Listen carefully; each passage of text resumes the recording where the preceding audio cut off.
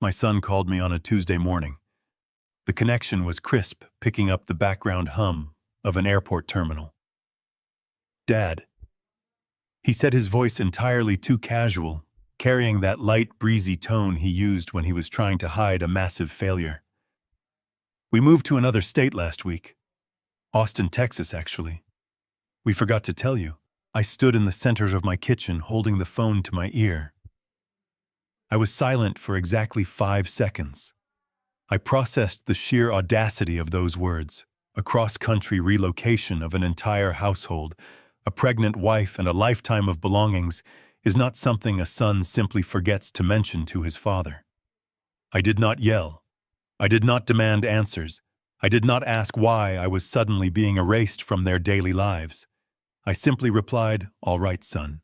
Good luck."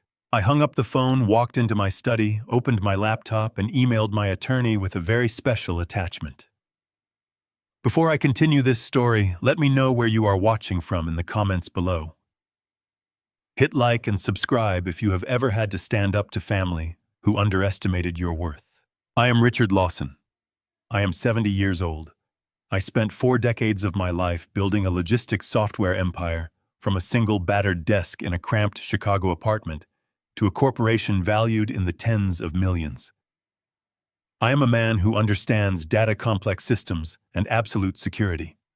I built my entire life on recognizing dangerous patterns and mitigating catastrophic risks. And yet the greatest threat to my legacy had been sitting at my dinner table eating the food I provided for the better part of a decade. The phone call from my 38-year-old son, Derek, was the spark that illuminated a very dark room. "We forgot to tell you." Those 5 words echoed in the absolute quiet of my house. It was an insult disguised as an afterthought. As I walked down the long carpeted hallway toward my private home office, the memories of the past 8 months flashed through my mind with razor-sharp clarity. 8 months ago, Derek and his wife Monica sat on my imported Italian leather sofa, sipping my expensive scotch and painting a flawless picture of future family bliss. Monica had rested a manicured hand on her slightly rounded stomach and looked at me with tears welling in her eyes. "We want to raise the baby right here in Illinois," she had whispered, her voice trembling with perfect rehearsed emotion. "Close to you, Richard. We want him to grow up knowing his grandfather. But our house in the suburbs needs so much work. It needs a new nursery, a complete structural overhaul to make it safe, and the contractors are demanding a fortune." I remembered the exact weight of my gold fountain pen as I wrote that check. $2.5 million. It was an absurd amount for a suburban renovation, but I had the liquid capital and they knew it. My late wife Diane had passed away 4 years ago. She had always dreamed of a house filled with the chaos and laughter of grandchildren. Her absence left a silent void in my life, a vulnerability that Derek and Monica expertly learned how to exploit. I wrote that check believing I was cementing our family foundation. I was securing a place for my grandchild. I handed over a literal fortune based on the plausible lie that they were putting down permanent roots right here in my city. Now Derek was standing in an airport in Texas, casually mentioning that they had completely relocated to Austin. The cognitive dissonance was staggering. The sheer disrespect was a physical blow. But I did not let my emotions cloud my judgment. I am a software engineer at my core. When a system presents a fatal error, you do not sit down and cry. You isolate the breach and you audit the code. I stepped into my home office and locked the heavy oak door behind me. The room was completely soundproof, lined with floor-to-ceiling mahogany bookshelves, holding decades of technical manuals, patents, and corporate ledgers. I approached the third bookshelf on the left. I reached behind a vintage set of encyclopedias and pressed the hidden release switch. The heavy wooden shelf swung open silently on custom hinges, revealing the cold steel face of my wall safe. I had not opened this safe in months. There had been no reason to. It held my most vital, irreplaceable physical documents.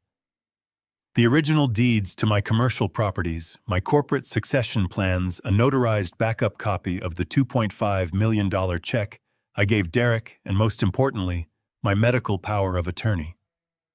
That specific, highly sensitive document was drafted years ago, granting Derek the legal authority to make medical and financial decisions for me, only in the extreme event that I was completely incapacitated and unable to speak for myself. I placed my hand on the cold steel dial.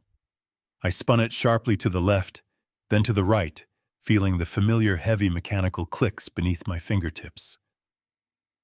42, 18, 55. I pulled the heavy handle downward. The solid locking bolts retracted with a deep, satisfying thud, and the thick steel door swung open. I reached inside the dark cavity, expecting to feel the familiar stack of thick manila legal folders. My hand met empty air. I froze. I blinked, pulling back slightly, and turned on the small brass desk lamp nearby, angling the harsh light directly into the safe. It was completely empty. The entire interior shelf had been wiped clean. The backup copy of the $2.5 million check was gone. The corporate succession plans were gone. And my medical power of attorney was gone.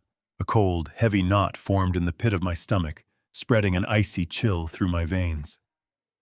To access this safe, someone would have needed the exact numerical combination and the physical brass key to the inner security drawer.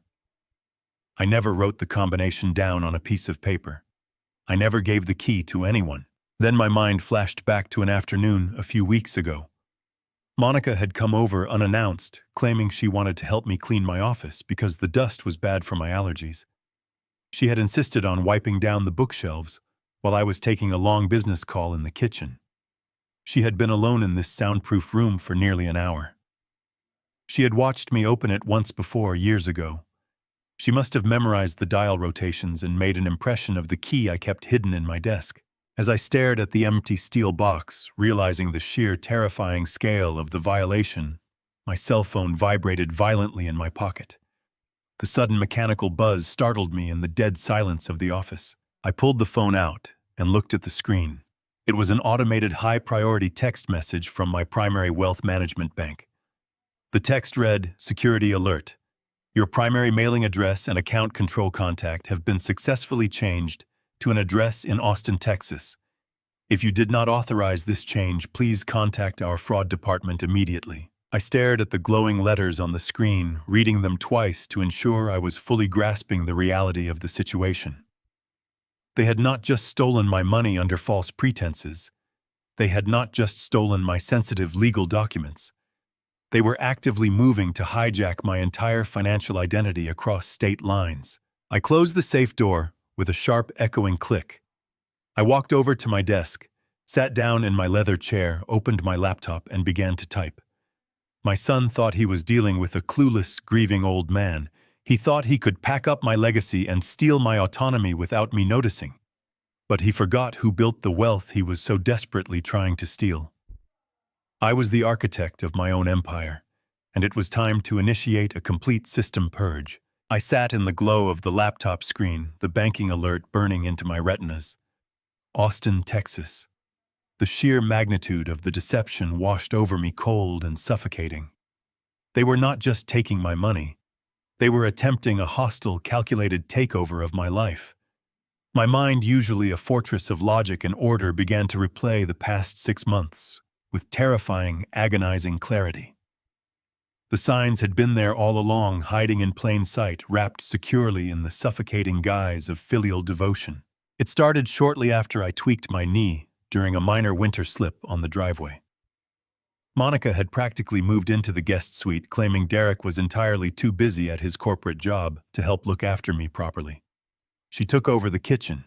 She took over my schedule. Most importantly, she took over my daily routine. I remembered the exact tone of her voice, sickly sweet and dripping with artificial concern, echoing off the kitchen walls.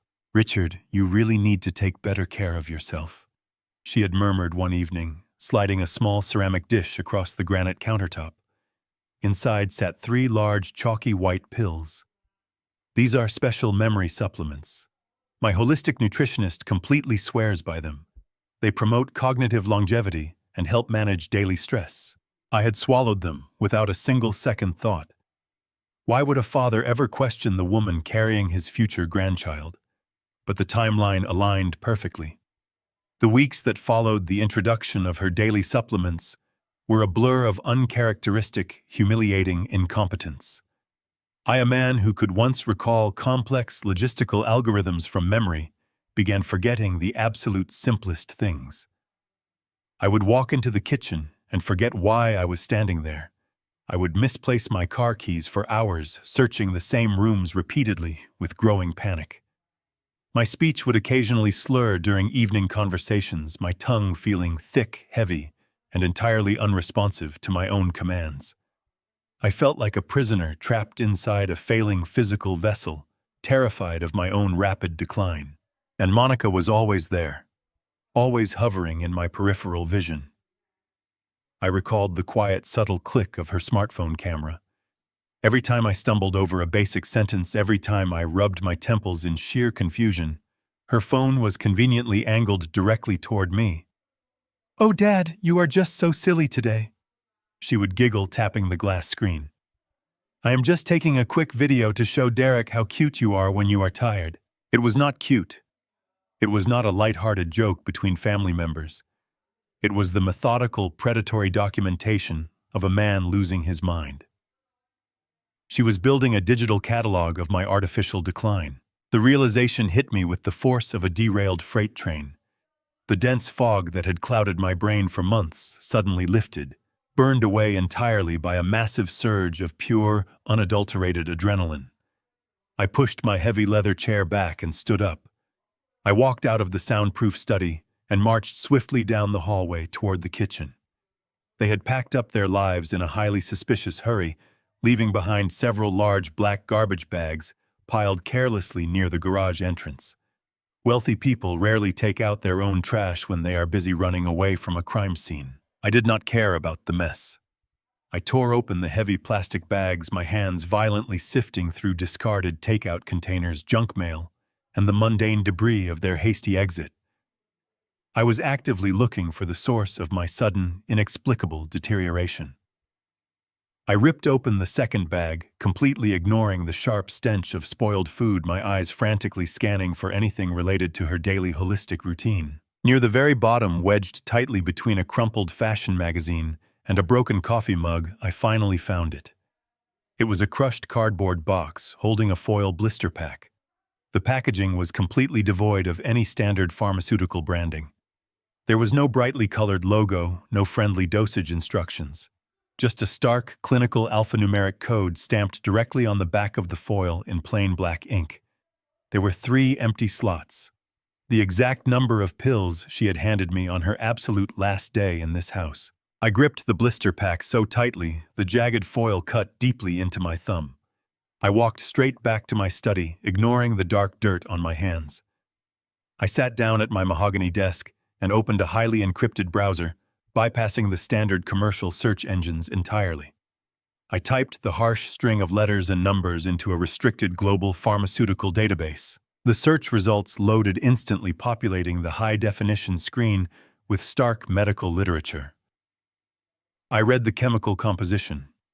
I read the primary applications. I did not find a holistic vitamin. I did not find an organic memory supplement. What I found was a heavy, strictly regulated neurosuppressant. It was a potent chemical compound used almost exclusively in high-security psychiatric wards to subdue violent, completely unmanageable patients. It was a dangerous drug that required 3 different physician signatures to legally prescribe in this state. The severe side effects were listed in bold red text on my glowing screen. Severe short-term memory loss, extreme motor function impairment, slurred speech, chronic lethargy, severe cognitive detachment, perfectly mimicking the aggressive onset of early dementia. I sat in the absolute silence of my study, staring at the clinical description of my own poisoning. My daughter-in-law had not been caring for me. She had been chemically lobotomizing me right at my own dining table. And Derek, my own flesh and blood, the boy I had proudly taught to ride a bicycle, the man whose entire corporate career I had financed, had stood by and watched her do it.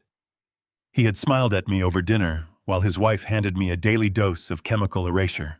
They were not just trying to steal my financial assets. They were deliberately, maliciously destroying my brain to ensure I could never fight back against their ultimate scheme. They desperately needed me docile.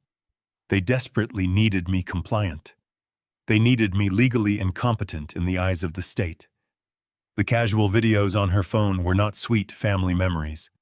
They were carefully curated exhibits for a future court hearing to strip away my fundamental human rights. I took a slow, deep, calculated breath. The white-hot anger inside me was no longer a raging fire. It had compressed into a solid glacier, cold, immovable, and absolute. I needed to know the exact timeline of their departure. I needed to see exactly what they had physically carried out of my house the night before they fled to Texas. I turned away from my laptop and swiveled my chair toward the secondary workstation on my large desk. This terminal was hardwired directly into the sophisticated home security mainframe I had personally designed and installed from scratch. I had placed high-definition night vision cameras at every entry point, the garage, and the main living areas. I needed the raw footage. I needed to see their faces as they robbed me blind in the dead of night. I typed in my complex master administrator credentials. The system verified and authenticated my login. I clicked on the master directory containing the surveillance archives from the past 72 hours. But as my cursor hovered over the main video file, the entire interface completely froze. A harsh command prompt window suddenly materialized in the absolute center of my monitor. The standard blue software interface bled into a stark warning red. Lines of malicious code began cascading down the monitor at lightning speed. I recognized the destructive script immediately. It was a highly sophisticated military-grade deletion protocol designed to permanently scrub the hard drives and overwrite the sectors with randomized data. They had deployed a digital bomb to cover their tracks.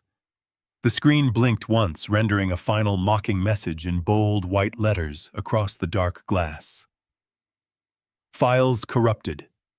Wipe initiated. The screen blinked its mocking message. Files corrupted. Wipe initiated. I stared at the stark red letters, feeling a grim, almost predatory calm settle over my entire body. My son had planned this incredibly meticulously.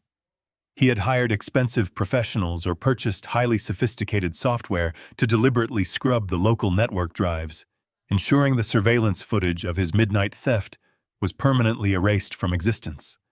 Derek always was an exceptionally smart boy when it came to aggressive corporate strategy. He understood complex acquisitions, brutal, hostile takeovers, and liquidating valuable assets.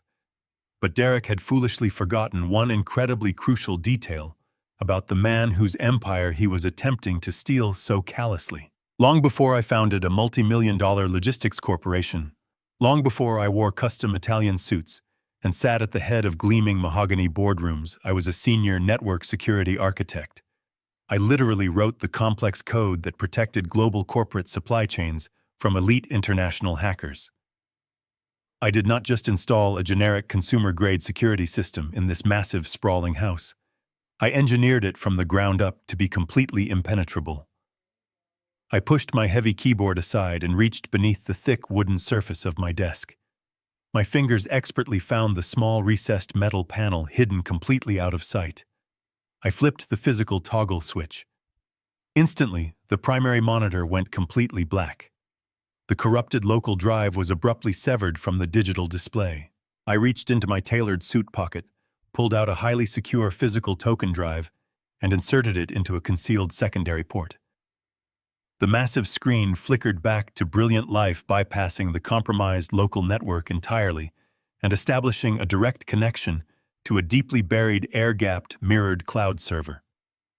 I had personally embedded the reinforced hardware for this redundant backup system directly into the solid concrete foundation of the house during its initial construction. It recorded everything on a continuous, unbreakable loop.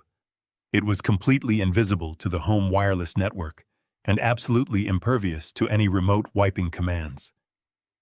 My arrogant son had successfully burned down the superficial decoy house, never once realizing the actual impenetrable vault was buried far beneath his feet. I easily bypassed the initial security firewall, entered my complex biometric passcodes, and pulled up the master directory interface. The pristine, entirely uncorrupted high-definition video files immediately populated the glowing screen in perfect chronological order. I scrolled down and selected the primary security feed from my private study, time-stamped exactly 48 hours ago. It was exactly 1 o'clock in the morning. The sophisticated infrared camera captured the heavy oak door slowly swinging open. Derek and Monica quietly slipped inside the room, moving with the cold, practiced efficiency of seasoned professional thieves. I watched my own son, the very boy I had lovingly raised, walk straight over to my hidden wall safe. He did not pause. He did not hesitate. He did not nervously search for the hidden combination. He simply reached into his pocket, casually pulled out a small piece of paper, and spun the heavy dial with absolute practiced precision. He smoothly inserted a copied brass key and pulled the heavy steel door wide open.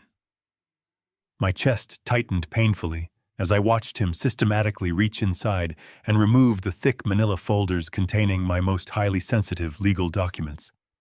Monica stood patiently by the desk, holding a heavy brown cardboard box. She began quickly loading my confidential medical files into it, her sharp movements brisk and utterly devoid of any hesitation. I reached forward and heavily amplified the audio feed. The sensitive parabolic microphones instantly picked up their hushed, secretive voices with terrifying crystal clarity. Derek briefly paused, holding my medical power of attorney delicately in his hands. He stared down at the important document, then slowly looked over at his pregnant wife. "Are you absolutely sure about this?" Derek asked, his quiet voice betraying a microscopic fraction of lingering guilt. "Once we submit these papers, there is absolutely no turning back. We are legally trapping him forever." Monica did not even bother to look up from the cardboard box she was meticulously packing. She let out a soft, incredibly venomous laugh that completely chilled my blood. "Derek, please!" she scoffed loudly, carelessly, tossing another vital file into the box. He is a clueless old fossil. The daily sedative is already working perfectly. He can barely string a coherent sentence together after dinner. He will not know he is completely ruined until the state actually comes to collect him. By the time he finally realizes what has truly happened, we will have full legal control of the entire estate, and he will be locked safely away in a sterile memory care ward. I sat completely frozen in my large leather chair. The cold blue glow of the computer monitor illuminated the absolute undeniable destruction of my family. They were not just stealing my money. They were not just taking control of my lucrative company. They were deliberately, maliciously orchestrating a permanent legal kidnapping. They fully intended to weaponize the judicial system against me, using the fabricated dementia they had chemically induced to have me officially declared incompetent and forcefully committed to a psychiatric facility against my will. My own son was preparing to sign the binding legal papers to lock me away for the rest of my natural life, simply to expedite his massive inheritance. The sheer calculating evil of their intricate plan was absolutely breathtaking. It was a hostile, merciless takeover of my very existence. The powerful sedative was the key to their entire operation. They desperately needed a legitimate medical paper trail to properly justify their extreme actions. They needed documented clinical proof of my sudden rapid cognitive decline. If I could manage to get a certified blood test immediately, I could legally prove that I was being actively poisoned with unauthorized, dangerous neurosuppressants. I could blow their fabricated medical narrative completely out of the water and have them arrested for criminal assault before they could execute their final maneuver. I needed to move incredibly fast. The toxic chemicals were likely already filtering out of my system, since they had abruptly stopped administering the daily pills when they hastily fled to Texas. I grabbed my desk phone and quickly dialed the private direct number for my longtime personal physician, Dr. Eris. He was the only medical professional I entirely trusted. The line rang twice before his head receptionist, a kind woman who had known me personally for over 15 years, finally answered the call. "Dr. Eris's office, this is Sarah speaking." How may I help you today? I kept my voice perfectly level, deliberately suppressing the mounting panicked urgency. Sarah, this is Richard Lawson. I need an emergency medical appointment with the doctor today. I need a comprehensive immediate toxicology screening and a full metabolic blood panel drawn as soon as legally possible. There was a long, profoundly uncomfortable pause on the extremely quiet other end of the line. The heavy silence stretched out thick with absolute, undeniable confusion. When Sarah finally spoke, her voice was deeply hesitant, nervous, and utterly bewildered. Mr. Lawson, I am so incredibly confused. Your son called our office directly exactly 3 months ago. He officially transferred your entire medical history and all of your active sensitive prescriptions to a new exclusive primary care clinic down in Austin, Texas. He confidently said you were relocating there permanently to receive highly specialized cognitive treatment in a secure private facility. He explicitly told us you were no longer capable of managing your own health care, and he provided the paperwork to prove it. I did not panic. I simply reached over and severed the main power line to the compromised terminal, plunging that half of the room into absolute darkness. They had covered their digital tracks with the precision of a corporate sabotage team, but they had fundamentally misunderstood the entire operational board we were currently playing on. I immediately picked up my personal secure mobile phone and quickly bypassed my standard contact list, scrolling down to a hidden number I reserved strictly for existential corporate threats. Harrison Pierce was not the kind of attorney you called to draft a simple will or review a standard vendor contract. He was a ruthless, brilliant tactician who operated exclusively in the high-stakes arenas of commercial litigation and hostile corporate takeovers. He was a man who understood the mechanics of power and destruction. When he walked through my front door at exactly 2 a.m, he did not look like a man who had been dragged out of bed. He was sharp, fully awake, and carrying a heavy leather briefcase that likely contained the legal firepower to bankrupt a small nation.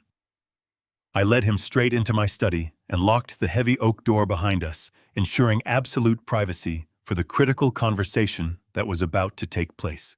There were no tears. There was no emotional breakdown. I did not ask him how a father survives the ultimate betrayal of his only son.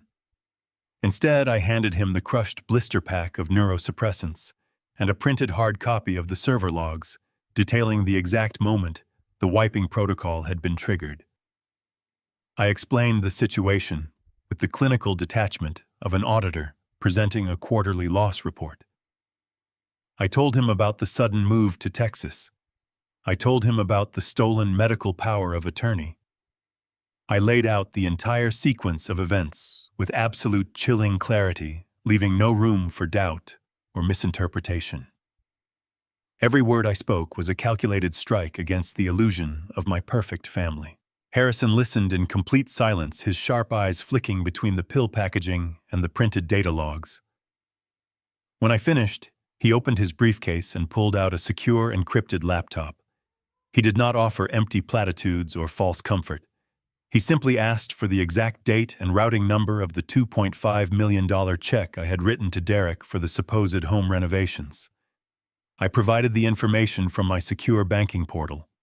Harrison accessed a series of restricted property databases, his fingers flying across the keyboard, with practiced predatory speed, hunting for the digital footprints they had undoubtedly left behind in their frantic rush to execute their complex and malicious financial scheme. For 15 minutes, the only sound in the soundproof study was the rapid clicking of keys.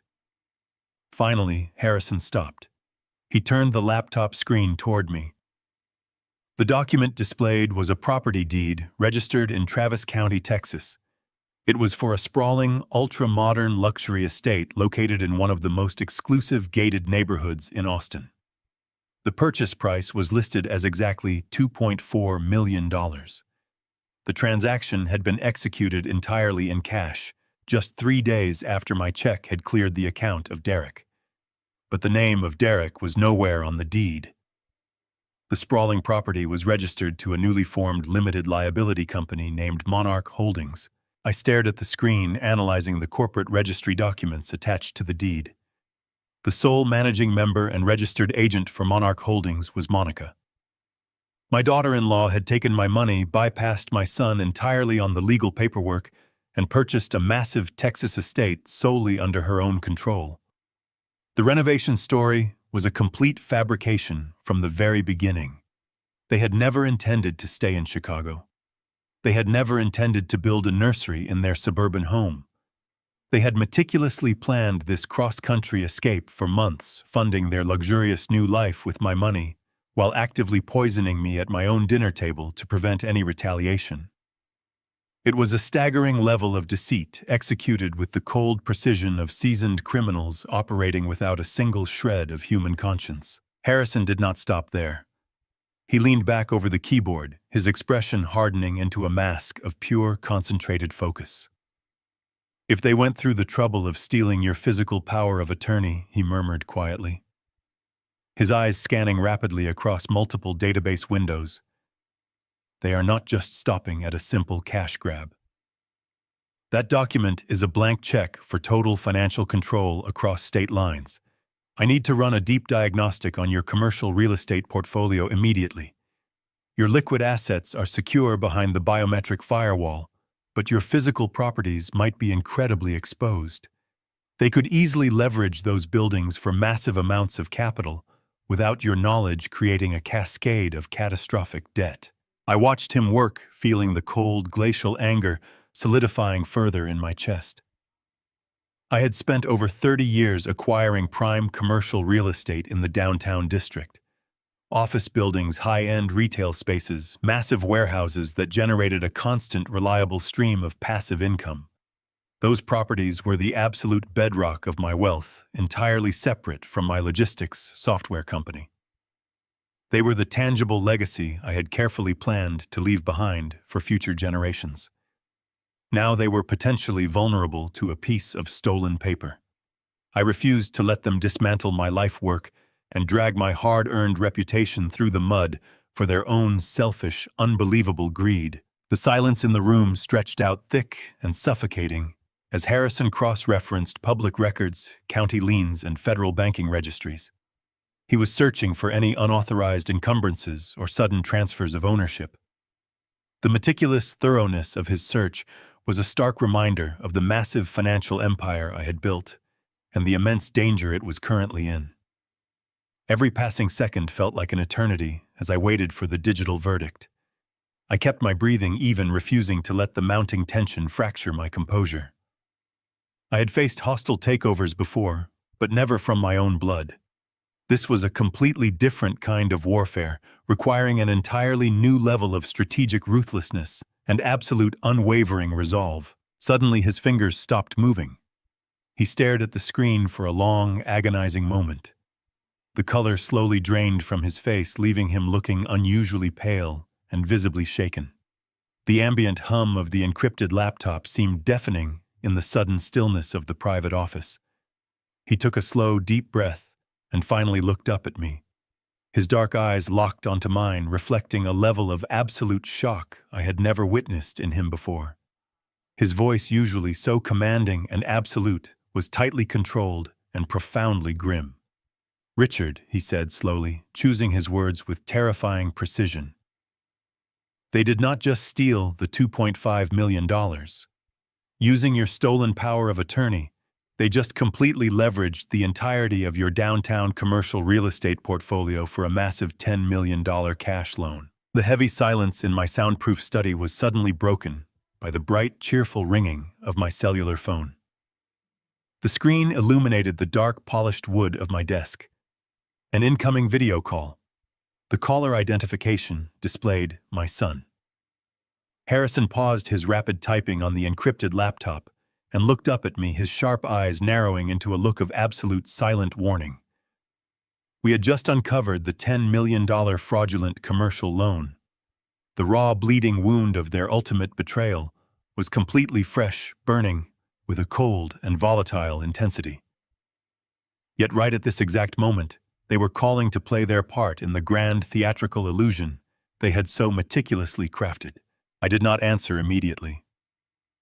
I took 3 long, deliberate breaths, forcing my racing heart into a slow, measured rhythm. I had spent 30 years breaking ruthless corporate predators. I knew exactly how to conceal my true intentions behind a perfectly blank expression. But this was not a business rival. This was my own flesh and blood. I reached out and gently dimmed the small brass desk lamp, casting my face into deep, forgiving shadows. I intentionally slouched my shoulders forward, letting my posture collapse into the fragile, defeated shape of a broken old man. I softened my jaw, allowed my eyes to glaze over with a manufactured, hazy confusion, and finally pressed the green button to accept the video connection. The high-definition screen flickered instantly, displaying the incredibly bright, smiling faces of Derek and Monica. "Hey, Dad," Derek said cheerfully, his voice ringing with a false manufactured enthusiasm that made my stomach churn. "We just wanted to call and check in on you. We are getting settled into the new place." I stared at the digital image of my only son. I searched his familiar features for any microscopic trace of guilt, any subtle indication of the massive financial crimes he had just committed against me. There was absolutely nothing. His eyes were clear and completely void of remorse.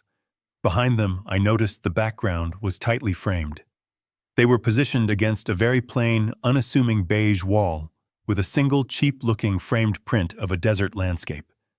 It was a highly calculated camera angle, intentionally designed to completely hide the sweeping, luxurious grandeur of the multi-million-dollar Texas estate my stolen money had just purchased. "It is just a very modest rental, Richard," Monica chimed in, her voice dripping with that same artificial, syrupy concern she had used when handing me the black market sedatives. "It is nothing fancy at all, but it is safe and comfortable for the baby while we figure things out down here. How are you feeling today? Did you remember to eat breakfast?" The sheer, unadulterated audacity of her question almost broke my carefully constructed facade. She was checking to see if the severe cognitive fog from her toxic chemical regimen was still holding me captive. She was actively probing my mental defenses, looking for any sign of clarity or resistance. I let my mouth hang open slightly. I blinked several times in rapid, exaggerated succession, perfectly mimicking the profound disorientation I had genuinely felt just a few short weeks ago under her toxic care. I think so," I mumbled deliberately, slurring my words, letting my voice trail off into a weak, uncertain whisper. I am very tired today. The house feels so incredibly big and empty without you both here." "Oh, we miss you too, Dad," Derek replied smoothly, his tone heavily layered with a thick, condescending pity. "We will come up and visit as soon as we can. You just focus on resting. You need to keep your stress levels completely down." I leaned closer to the camera lens, widening my eyes to portray a deep, helpless panic. I let my hand tremble visibly as I reached up to rub my forehead. "Derek, I cannot find my checkbook," I stammered, my voice cracking perfectly on the last syllable. "I have looked absolutely everywhere for it. Did I leave it in the kitchen before you left? I need to pay the utility bills, but my mind is it is completely blank today. I cannot remember where I put anything." I watched the high-definition screen with the predatory focus of a hawk. For one fleeting, microscopic second, the polished masks slipped.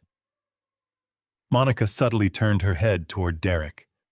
A sharp, triumphant smirk briefly flashed across her lips, a look of pure, unadulterated victory. She actually believed her chemical lobotomy had permanently destroyed my mental faculties. She believed I was sitting alone in Chicago, completely helpless, blindly searching for a useless paper checkbook, while they were actively draining $10 million from my commercial real estate portfolio. Derek quickly masked his own smug satisfaction with a deeply patronizing smile. "Dad, please do not worry about the bills," he said, speaking to me as if I were a confused toddler. "I told you before we left I have everything completely handled. I set up the automatic payments for you so you do not have to stress your brain over the complex finances anymore. You just need to relax and let us take care of the heavy lifting." "You are such a good boy, Derek," I whispered, forcing a fragile, grateful smile onto my lips, while a silent, raging inferno burned behind my eyes. I just get so terribly confused lately. It is okay, Richard, Monica purred softly. We are handling the transition. Derek actually has to run out right now for a boring introductory networking seminar for local logistics managers. We are trying to build from the ground up down here. That is right, Derek added quickly, adjusting his crisp collar. Just pressing the flesh, trying to find some basic consulting work to keep the lights on in this little rental. We will call you tomorrow, okay? Get some rest, Dad. I will, I muttered softly. Good luck with your seminar, son. The screen went black as they abruptly terminated the connection. I immediately dropped the frail, confused posture. My spine straightened, my jaw clenched tight. I turned back to Harrison, who was watching me with a look of profound, silent respect. We had just witnessed the absolute depth of their depravity in real time. Right at that exact moment, the secondary highly encrypted cellular phone sitting flat on my mahogany desk vibrated with a sharp singular pulse. It was a secure direct message from Wyatt, the elite private investigator I had emergency dispatched to Austin. I picked up the heavy device and opened the encrypted application. Wyatt did not send a text message. He simply sent a single high-resolution digital photograph. The timestamp in the lower right corner indicated the image had been captured less than 3 minutes ago. I stared at the bright photograph, my breathing slowing to an absolute deadly halt. Derek was not attending a boring networking seminar. The crisp photograph showed him sitting inside the private dining room of an astronomically expensive luxury steakhouse in downtown Austin. Derek was smiling broadly, leaning forward in deep conversation. Sitting directly across the table from my son, returning the exact same predatory smile, was the founding chief executive officer of my absolute biggest, most vicious corporate rival. My own son was actively using my heavily stolen money to orchestrate a devastating, hostile buyout of my own competitor. I set the heavy cellular phone down on my desk. The quiet time for patient observation was now officially over. I immediately locked the bright glass screen of my secondary phone and turned my undivided attention back to the heavily encrypted laptop resting on the center of my desk. Harrison had been watching me intently from the opposite side of the room, his sharp eyes quickly catching the subtle, dangerous shift in my rigid posture. I did not need to speak a single word. I simply turned the screen of my cellular device toward him, allowing him to see the high-resolution photograph Wyatt had just transmitted. Harrison stared at the image of my son sitting across from the chief executive officer of Apex Global, the single most aggressive corporate rival I had battled for the better part of a decade. The color drained from Harrison's face for the second time that night. Apex Global had spent years attempting to orchestrate hostile takeovers of my logistics networks, and I had personally blocked every single one of their malicious maneuvers. Now, my own flesh and blood was sitting at a table with the enemy sharing a celebratory dinner financed entirely by my stolen capital. I instructed Harrison to remain completely silent while I established a secure encrypted voice connection directly to Wyatt. The private investigator answered on the very first ring, his voice low and intensely focused. I told him to completely abandon his physical surveillance of the steakhouse and dedicate every single ounce of his vast digital resources to tracing the exact flow of the $10 million loan my son had fraudulently extracted from my commercial real estate portfolio. I needed to know exactly where that massive sum of money was currently sitting, and I needed to understand the precise mechanics of the financial weapon Derek was actively constructing against me. Wyatt did not ask any unnecessary questions or demand further explanations for my sudden urgency. He was a highly skilled man who operated exclusively in the dark, complex digital underbelly of the global financial world, tracing hidden assets and exposing complex corporate shell games for high-net-worth clients. I sat quietly in my soundproof study with Harrison for 3 long, agonizing hours drinking black coffee and listening to the rhythmic ticking of the antique grandfather clock in the corner. Just before dawn, the encrypted laptop chimed softly with an incoming data packet from Wyatt. He had successfully bypassed the initial banking firewalls and traced the heavily obfuscated wire transfers through a complex maze of temporary holding accounts. The $10 million had ultimately settled into a primary operational account registered to a newly formed privately held corporation in Texas. The entity was named Lone Star Logistics. My chest tightened painfully as I read the corporate incorporation documents Wyatt had managed to secure. Derek was listed as the primary founder and chief executive officer of Lone Star Logistics. He was not just stealing my money to live a lavish lifestyle in Austin. He was using the massive capital he had fraudulently extracted from my properties to launch a direct, heavily funded competitor to my own life work. But the sheer depravity of his plan went significantly deeper than launching a simple startup.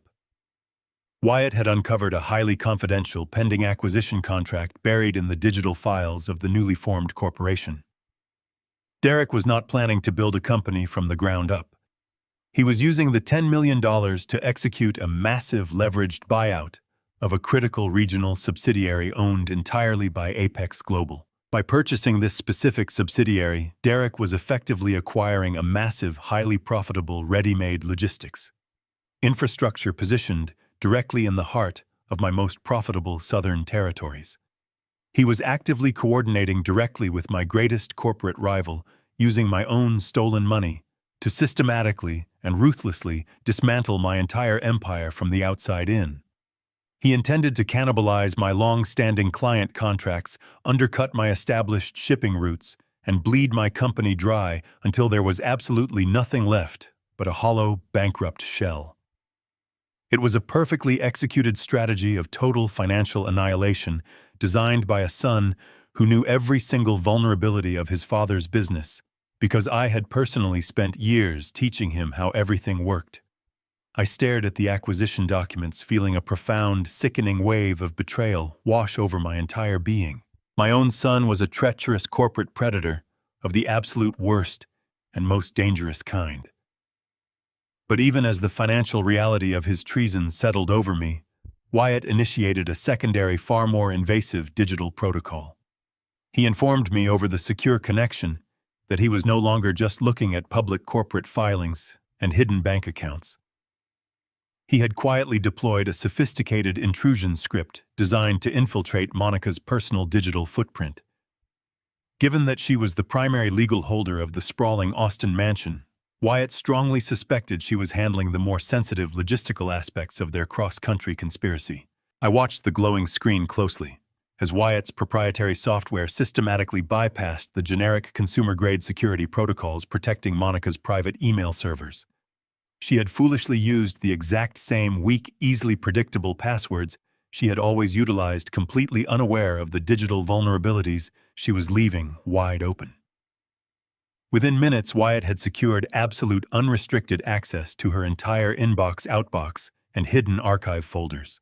I instructed him to search for any correspondence dated within the last 48 hours, specifically targeting any messages containing my name or any references to the state of Illinois.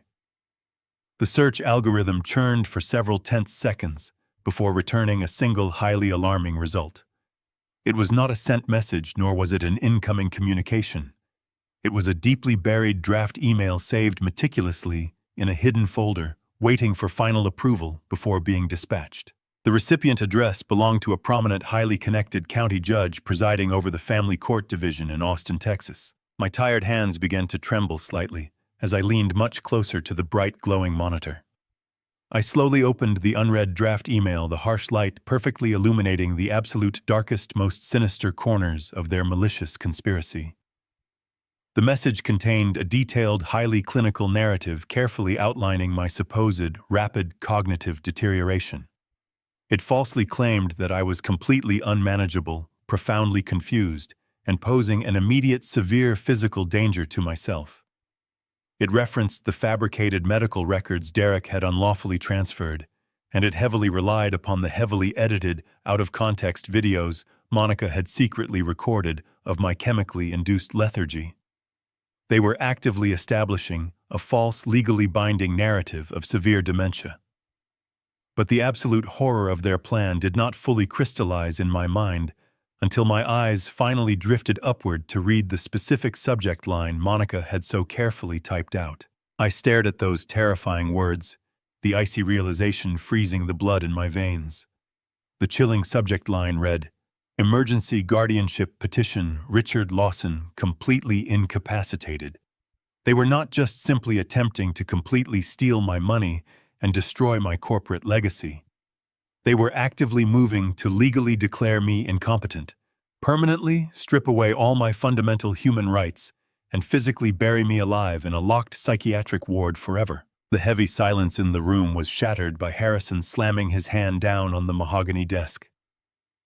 I had never seen my stoic attorney lose his composure, but the sheer reality of the drafted email we had just intercepted pushed his professional boundaries. Harrison began to rapidly explain the brutal, utterly merciless reality of Texas interstate guardianship laws. It was a terrifying legal loophole that Derek and Monica were deliberately exploiting with surgical precision.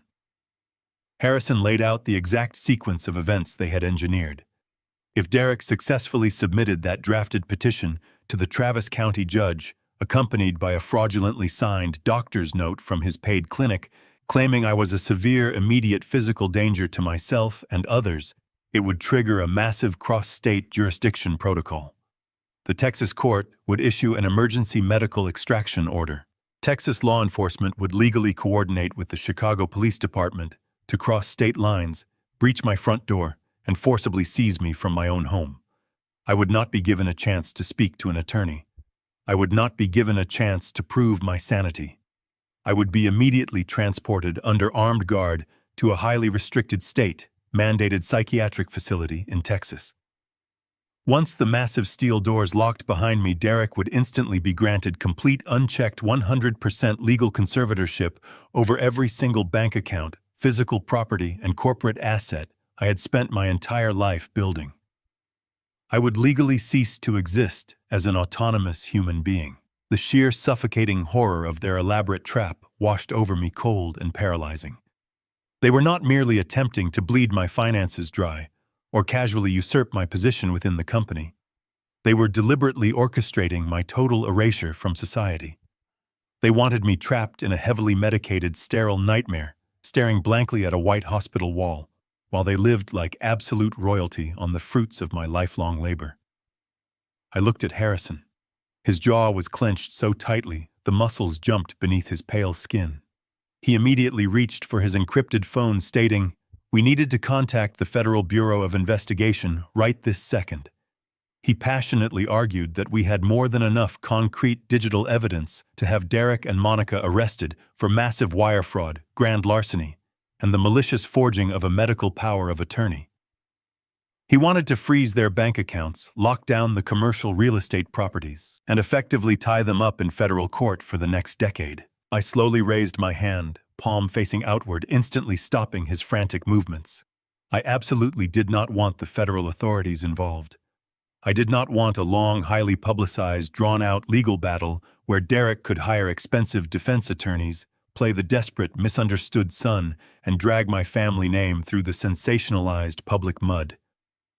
Calling the police for a simple fraud charge felt like an absolute insult to the tremendous magnitude of his betrayal. Simple fraud was a manageable corporate risk. What my son had done was a highly calculated act of profound, unforgivable warfare. I did not want him merely arrested. I wanted absolute catastrophic annihilation. I wanted to thoroughly dismantle his entire existence on the exact same ruthless battlefield he had so arrogantly chosen to fight me on.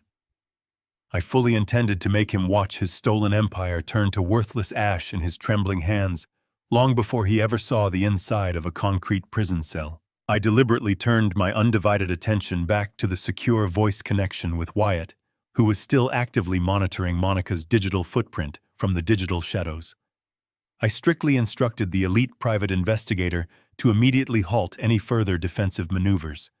We were shifting gears and going strictly on the aggressive offensive. I ordered Wyatt to contact my private aviation crew and thoroughly prep my Gulfstream jet for an immediate, completely unlogged departure. We were flying directly into the vulnerable heart of their criminal operation. We were going to Austin, Texas. I firmly told Wyatt to assemble a highly specialized tactical team on the ground before my plane ever touched the tarmac.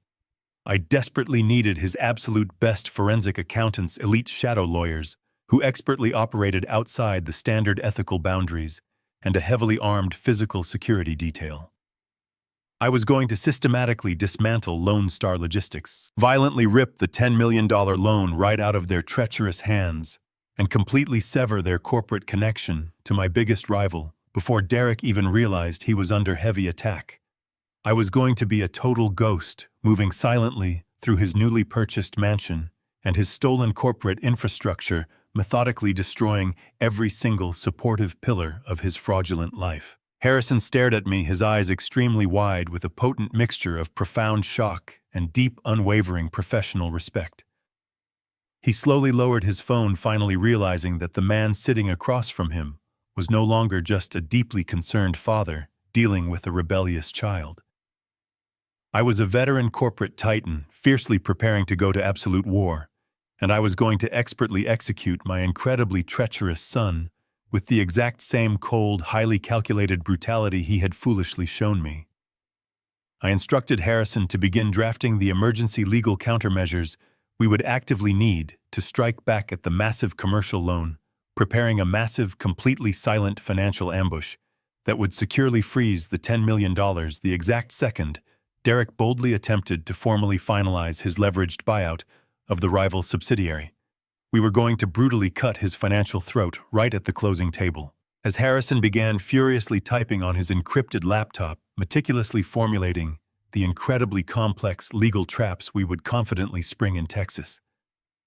The secure phone on my desk vibrated with an incredibly sharp, undeniably urgent tone. It was another direct communication from Wyatt. His voice, transmitting through the heavily encrypted speaker, was unbelievably tense, entirely lacking its usual calm, highly collected professional cadence. While he had been actively monitoring the hidden digital backchannels of the Travis County Judicial Network, a sudden, deeply alarming update had just flashed across the highly restricted internal dockets.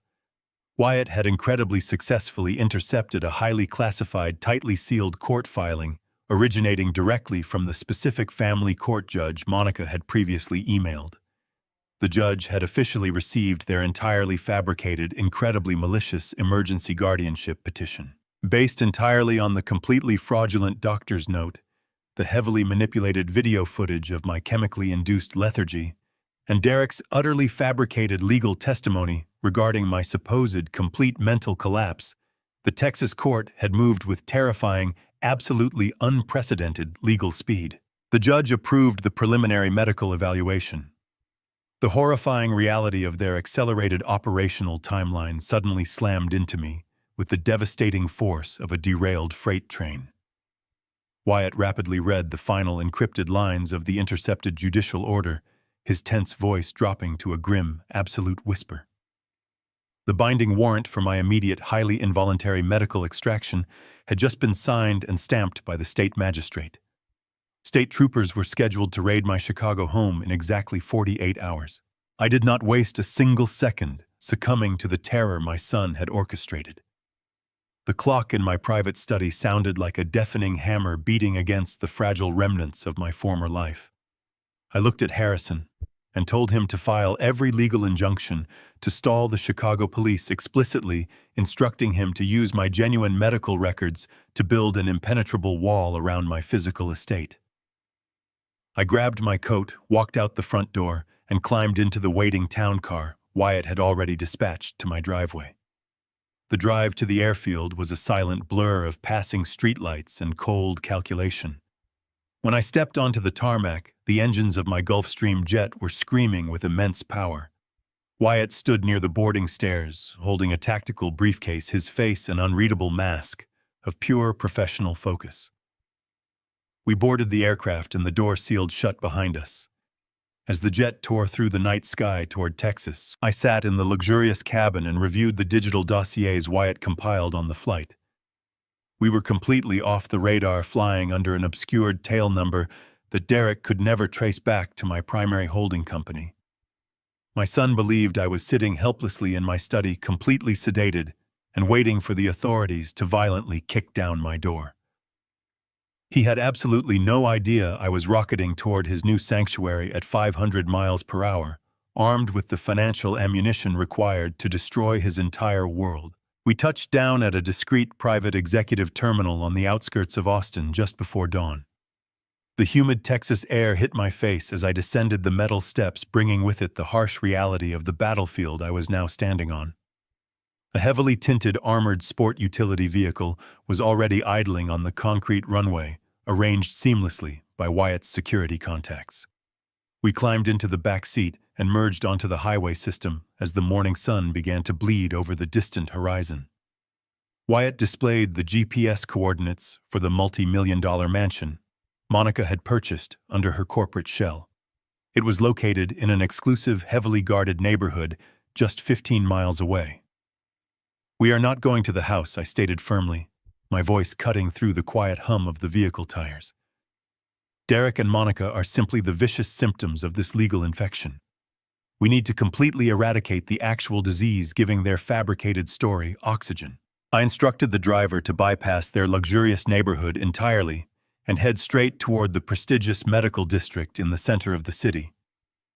We were going directly to the sprawling high-end private medical clinic operated by Dr. Aris. Dr. Aris was the highly esteemed, expensive Texas physician who had formally signed my fraudulent dementia diagnosis and confidently submitted the emergency guardianship petition to the local magistrate. I had initially assumed my son simply paid a corrupt doctor a standard cash bribe to falsify a few medical forms. However, the sheer speed and absolute legal weight of the court filing indicated a much deeper, far more insidious level of professional cooperation. This doctor was risking his entire medical license and his lucrative career to legally bury me alive. I needed to know exactly why he was willing to cross such a perilous line for a man he had only known for 3 short months. The driver smoothly pulled the heavy vehicle into the pristine, manicured parking lot of the sprawling medical complex. It was an imposing structure, composed entirely of reflective blue glass and polished white steel, radiating an aura of absolute wealth and exclusive medical privilege. We parked the dark vehicle in a secluded corner space, heavily shaded by a row of tall oak trees, completely out of sight from the main glass entrance.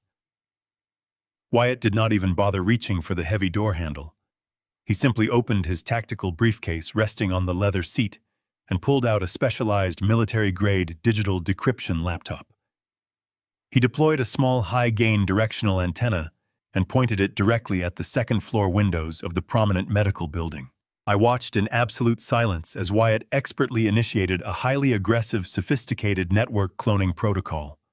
He was actively spoofing the primary wireless access point of the clinic, creating an invisible, identical digital twin right inside our parked vehicle. Within 4 short minutes, a careless administrative assistant sitting somewhere inside the glass building mindlessly connected her mobile device to Wyatt's fraudulent network. That singular, innocent mistake gave him instant, unrestricted access to the entire internal server architecture of the exclusive medical facility. He rapidly bypassed the secondary patient privacy firewalls and burrowed deep into the encrypted administrative directories. Lines of complex code cascaded rapidly down his dark monitor as he methodically searched the primary database for my specific name and birth date. He found the highly sensitive file almost immediately. Wyatt aggressively downloaded the entire folder, pulling the highly classified documents directly from the secure servers of Dr. Aris and transferring them onto his encrypted hard drive. He opened the digital files, and the sickening reality of the medical conspiracy finally materialized right before my eyes. The assessments were incredibly detailed, remarkably thorough, and entirely fabricated from thin air. Dr. Aris had meticulously documented 3 entirely fictional in-person consultations with me. He wrote elaborate clinical notes describing my supposed aggressive outbursts, my profound memory lapses, and my total inability to perform basic daily human functions. He even included falsified blood panel results that conveniently supported the exact neurosuppressants Monica had been secretly crushing into my food. It was a flawless, legally unassailable medical execution. But Wyatt was not satisfied with finding the fraudulent patient assessments. He dug deeper, shifting his digital focus onto the personal financial records of the corrupt doctor himself. If a highly respected professional was willing to commit such a severe crime, there had to be a massive motivation beneath the surface. Wyatt accessed the shielded correspondence files stored on the local server. He cross-referenced the private banking applications Dr. Aris had accessed using the clinic network. The devastating truth unraveled with astonishing speed. Dr. Aris was not a successful professional. He was a desperate, drowning man. The banking logs revealed a crippling addiction to high-stakes, unregulated international sports betting. The prestigious doctor was suffocating under a mountain of catastrophic illegal gambling debts. His primary medical practice was severely mortgaged. His personal assets were completely depleted, and he was violently bleeding cash to dangerous people who did not respect the standard legal boundaries of debt collection. Wyatt opened a deeply buried offshore transaction ledger, his eyes narrowing sharply flew at the digital numbers glowing on the screen. He turned the laptop toward me, pointing directly at a highly secured wire transfer executed exactly 7 days ago. Monica had not just paid the doctor a consulting fee.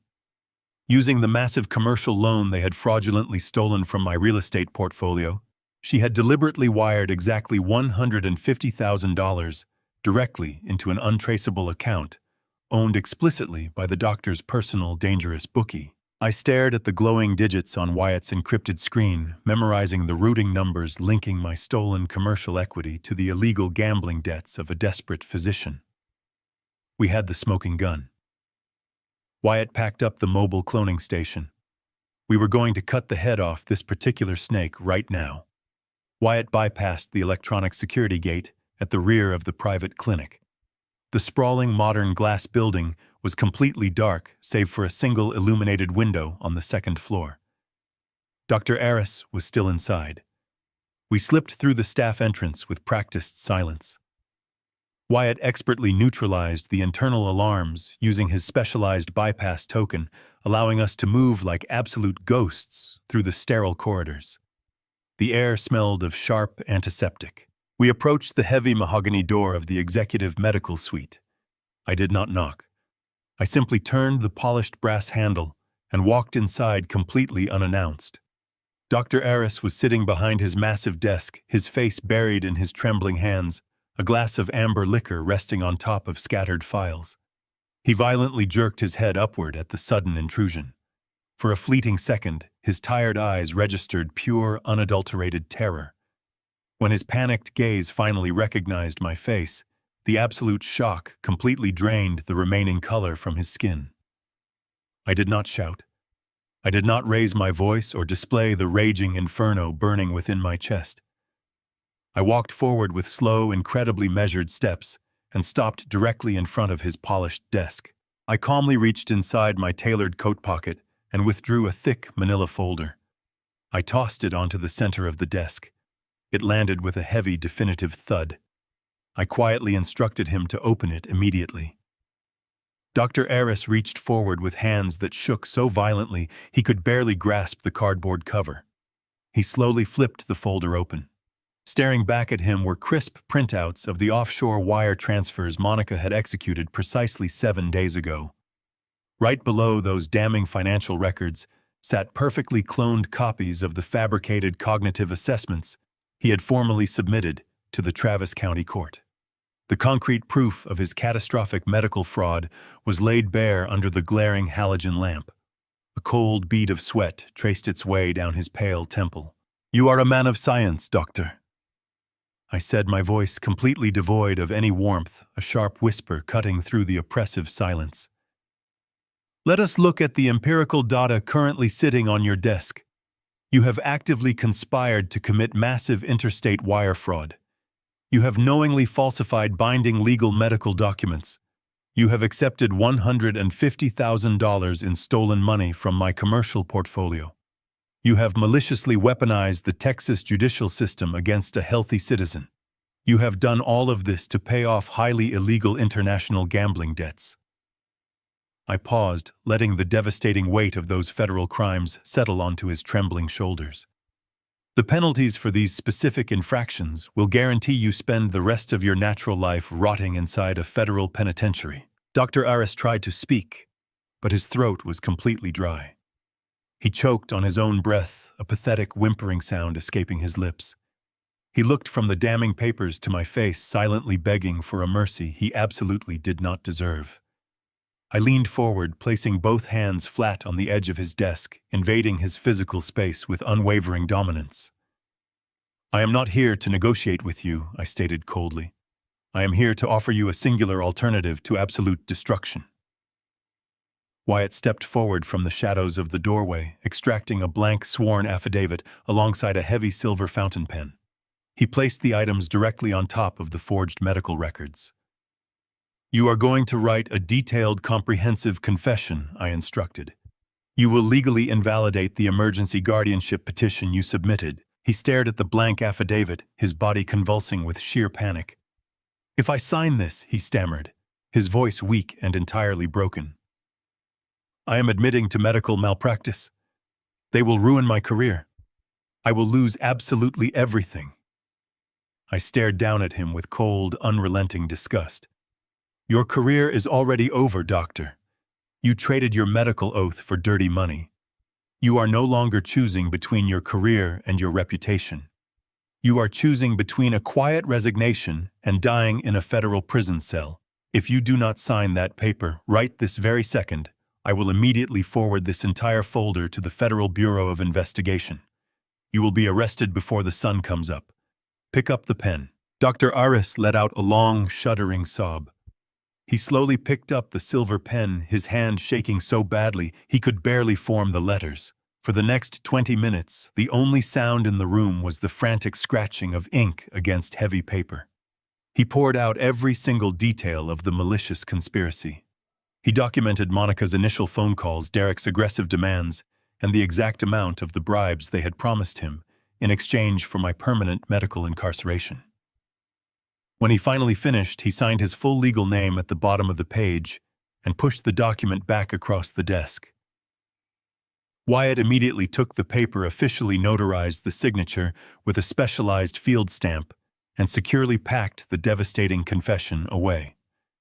We possessed the absolute legal power to instantly nullify the impending police raid. I turned away from the broken physician, utterly disgusted by his profound cowardice. I had everything I needed to protect my physical freedom. Wyatt and I moved toward the door, preparing to launch the next phase of our aggressive counterattack. But just as my hand grasped the brass handle, Dr. Aris called out from the heavy shadows of his desk.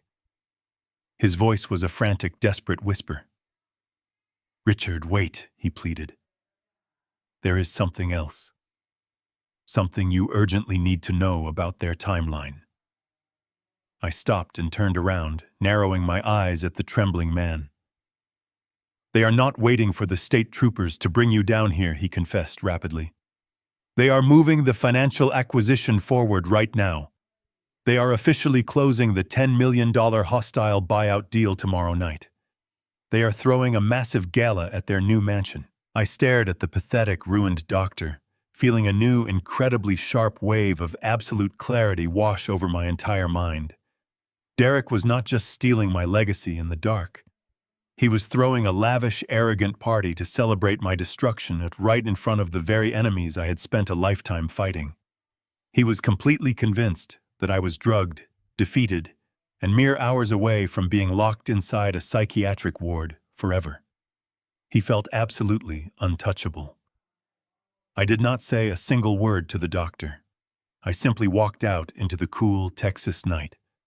The battlefield was perfectly set. The trap was fully armed.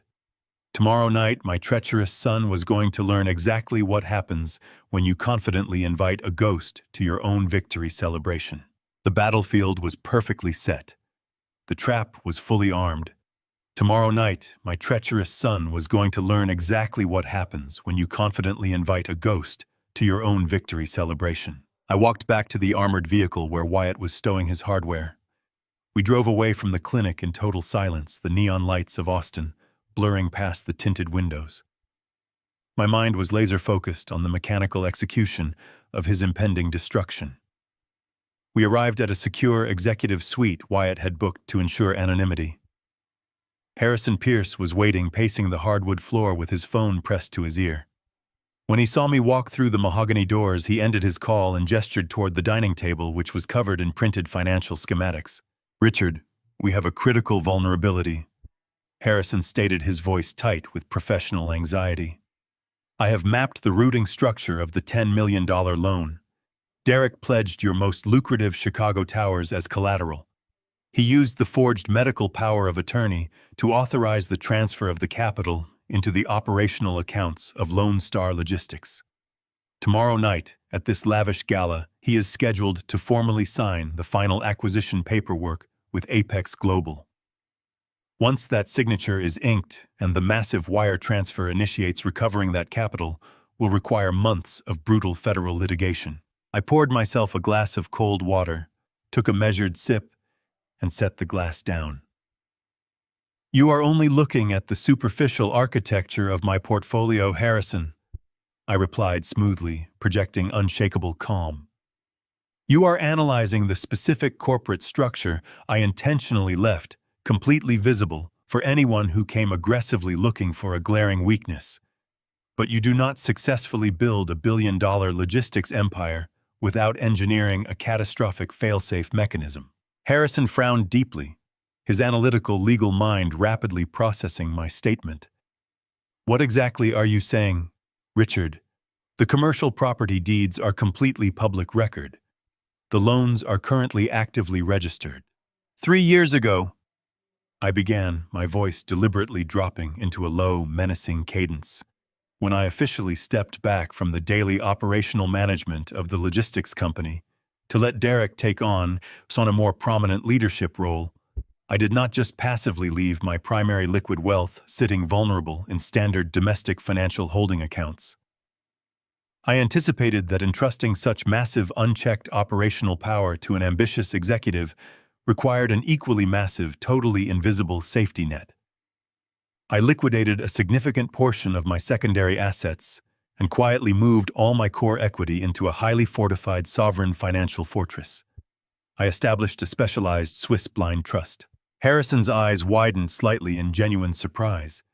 He was intimately familiar with high-level wealth management, but he had never been granted any access to this specific, deeply buried tier of my personal finances. "That particular trust," I continued, pacing across the thick carpet, "was meticulously designed to be legally impenetrable. It is hosted on offline servers buried deeply inside a repurposed military bunker in the freezing Swiss Alps. But its true devastating power actually lies within its aggressive defensive architecture. I explicitly instructed the international trustees to seamlessly integrate a lethal, highly automated digital snare into the foundational code. I personally call it the poison pill clause." Wyatt looked up from his tactical laptop, his interest visibly piqued by the complex security protocol I was outlining. "Derek currently believes that possessing my forged signature and the completely fraudulent medical power of attorney magically grants him absolute unchecked sovereignty over my financial existence," I explained vividly, picturing my son's arrogant smirk. "He foolishly assumed that simply flashing a notarized piece of paper at a standard domestic commercial bank would instantly unlock the legendary vaults. And for the initial $10 million margin loan, it temporarily did exactly that. Domestic institutions are notoriously lazy when presented with seemingly legitimate legal forms. But that specific $10 million is currently trapped in a deeply monitored escrow holding account. In order to release those funds and execute the final wire transfer to Apex Global, the primary account holder must provide definitive overriding authorization." I stopped pacing and looked directly into Harrison's eyes. "The poison pill clause strictly dictates that any major highly irregular capital withdrawal exceeding exactly $1 million cannot possibly be authorized by a standard signature, a digital passcode, or any piece of written legal documentation. It fundamentally requires my live physical biometric scan. A live, heavily encrypted retinal verification, flawlessly combined with a dynamic vocal passphrase that only I possess. Harrison's mouth parted slightly, as the sheer, unadulterated brilliance of the trap finally dawned on him. "Derek has absolutely no idea," he whispered, staring blankly at the complex financial schematics resting on the table. "None whatsoever," I confirmed coldly. "He arrogantly thinks his forged medical documents effortlessly override absolutely everything. He genuinely believes he has successfully bypassed all my legendary security measures simply because I quietly allowed him to navigate the fragile decoy perimeter. Tomorrow night, he is going to stand proudly in front of his wealthy new friends, his corrupt medical accomplices, and the chief executive officer of our absolute biggest corporate rival. He is going to confidently sign a legally binding commercial acquisition contract publicly committing himself to purchasing a massive subsidiary for $10 million. I leaned heavily over the dining table, my hands resting flat against the cool, polished wood. And when he inevitably attempts to initiate the final mandatory wire transfer to complete the transaction, the Swiss servers will aggressively demand a live biometric authentication. Derek will obviously fail. The system will immediately reject the fraudulent transfer. But it does not just quietly decline the transaction. The poison pill protocol automatically triggers a catastrophic, completely irrevocable digital alarm. It instantly flags the unauthorized transfer attempt as a massive, deliberate act of federal wire fraud and international money laundering. It simultaneously dispatches a comprehensive, heavily encrypted data packet containing all the fraudulent transaction logs, the forged power of attorney, and the specific IP addresses of the origin computers directly to the Cybercrime Division of the Federal Bureau of Investigation, the Department of the Treasury, and Interpol. Harrison swallowed hard, his protective professional instincts warring with the breathtaking ruthlessness of the strategy. He looked at the wall clock, then quickly back at me. "Richard, if we allow him to proceed, the legal fallout will be astronomical. We have the absolute proof of the forged medical documents right now. We physically possess the offshore wire transfers proving the blatant bribery. We can legally freeze the commercial escrow accounts right now and permanently lock down the $10 million before the gala even begins. We can completely save your capital without triggering the massive international wire fraud tripwires." I stared intently at my longtime attorney across the room. He was an incredibly smart man, but he was still thinking exactly like a conventional risk-averse lawyer. He simply did not fully comprehend the deeply personal nature of this war. "No," I replied coldly, staring directly at the bright, glowing screen. "Let them confidently sign the buyout contract first. Let them fully commit the felony on paper." The following evening descended upon the Texas Hill Country with a stifling, heavy humidity. We sat parked in absolute darkness, completely concealed inside a heavily modified, blacked-out surveillance van situated exactly directly across the street from the sprawling perimeter of Monarch Holdings. The magnificent estate Monica had so casually dismissed as a modest rental was a breathtaking multi-million-dollar architectural marvel of sheer arrogance. It sat behind massive wrought iron gates boasting expansive manicured lawns, a sweeping circular driveway, and enormous floor-to-ceiling glass windows that radiated brilliant warm light into the darkening evening. The property was a physical manifestation of my stolen legacy, purchased with cash that I had bled for over 3 decades. Tonight, that stolen mansion was hosting a celebration of my impending destruction.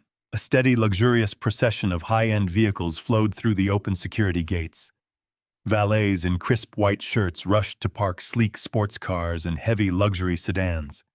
Derek and Monica had absolutely wasted no time integrating themselves into the wealthy upper echelon of the local elite. They were hosting a lavish, catered gala, sparing absolutely no expense to project the ultimate image of untouchable corporate power. I watched through the dark-tinted surveillance window as waitstaff carried silver trays of expensive champagne and delicate appetizers among the elegantly dressed guests lingering on the expansive outdoor terraces. My son was playing the role of the self-made corporate titan, completely financed by a profound chemical betrayal. Wyatt sat beside me in the cramped darkness of the van, surrounded by a glowing wall of highly specialized tactical monitors. He was not looking at the visual feed. He was actively preparing to capture the invisible audio. He carefully mounted a highly sensitive military-grade laser microphone onto a stabilized tripod, pointing the invisible beam directly at the massive glass panes of the primary formal dining room. The sophisticated technology worked by reading the microscopic vibrations on the surface of the glass, caused by the human voices speaking inside the room, translating those invisible tremors back into crystal-clear digital audio. Wyatt expertly adjusted a series of complex frequency dials, filtering out the ambient background noise of the clinking silverware, the soft jazz playing through the external speakers, and the general hum of the crowded party. Within seconds, the isolated audio feed crackled to life inside our soundproof van. The voices of my enemies flooded into the dark space with terrifying absolute clarity. I heard Monica laughing, a bright, sparkling sound that completely turned my stomach. She was holding court near the grand entryway, charming a group of local investors with a completely fabricated story about our family dynamic. "We just decided we needed a massive change of pace," Monica purred smoothly to a wealthy-looking woman dripping in diamonds. "Chicago was simply becoming too chaotic. And Richard, well, Derek's father has unfortunately taken a very sudden, very severe turn for the worse health-wise. We had to step in and assume total control of his affairs. It has been incredibly difficult, but Derek has been so remarkably strong, taking over the heavy burden of the corporate empire." I sat in the dark van, my jaw clenched so tightly my teeth began to grind. She was laying the flawless social groundwork for my impending disappearance. She was actively building the public narrative of the tragic, failing father and the heroic, capable son who was bravely stepping up to save the family legacy. It was a masterful, sickening performance. But the absolute true focus of the evening was not the local socialites. Wyatt tapped my shoulder and pointed directly at a secondary monitor. A long, sleek black limousine had just pulled up to the front entrance.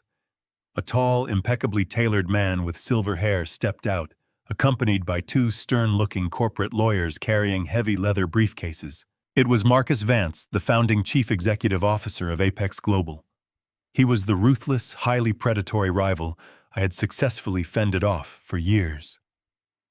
Now he was walking directly into my stolen house, graciously invited by my own treacherous son. Derek practically ran out the front door to greet him, shaking his hand with a level of frantic, eager enthusiasm that bordered on pathetic subservience. My son was desperately trying to project dominance, but he was completely out of his depth. He was swimming in shark-infested waters, utilizing a stolen life raft, absolutely convinced he was the apex predator. We listened intently as Derek proudly led Marcus Vance away from the loud, crowded party and directly into the quiet, secluded formal dining room. The heavy wooden doors closed securely behind them, isolating the key players for the final, fatal transaction. Wyatt immediately isolated the laser microphone onto that specific pane of glass, bringing their hushed, serious conversation into absolute, perfect focus. "Thank you for flying down on such incredibly short notice, Marcus," Derek said, his voice echoing with a manufactured, forced confidence. "I wanted to ensure we finalized this monumental transition in a truly fitting, celebratory environment." Marcus Vance let out a low, deeply cynical chuckle.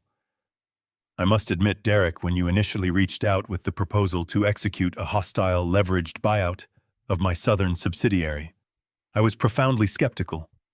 Your father has aggressively blocked my operational expansion into his primary territories for over a decade. I naturally assumed you were operating under his strict conservative directives." "My father is no longer steering the corporate ship," Marcus Derek replied, his tone chillingly cold and absolute. "He has experienced a catastrophic, completely irreversible cognitive decline. He is no longer capable of executing complex logistics. I possess the full legal power of attorney, and I am actively liquidating his stagnant commercial portfolio to heavily fund this new, highly aggressive venture. Lone Star Logistics is the actual future. We are cutting out the dead weight." I sat in the absolute darkness of the surveillance van, listening to my only son casually and mercilessly describe my total erasure.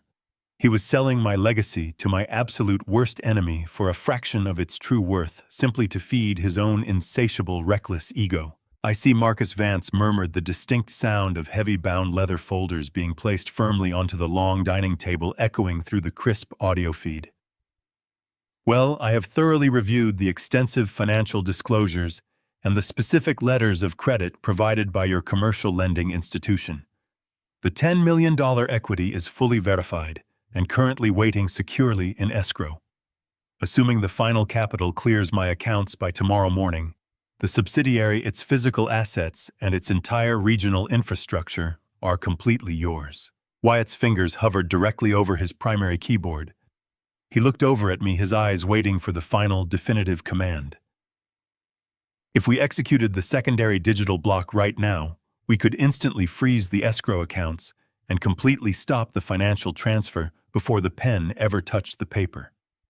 We could completely end the hostile buyout in a single heartbeat. Boom. I slowly shook my head.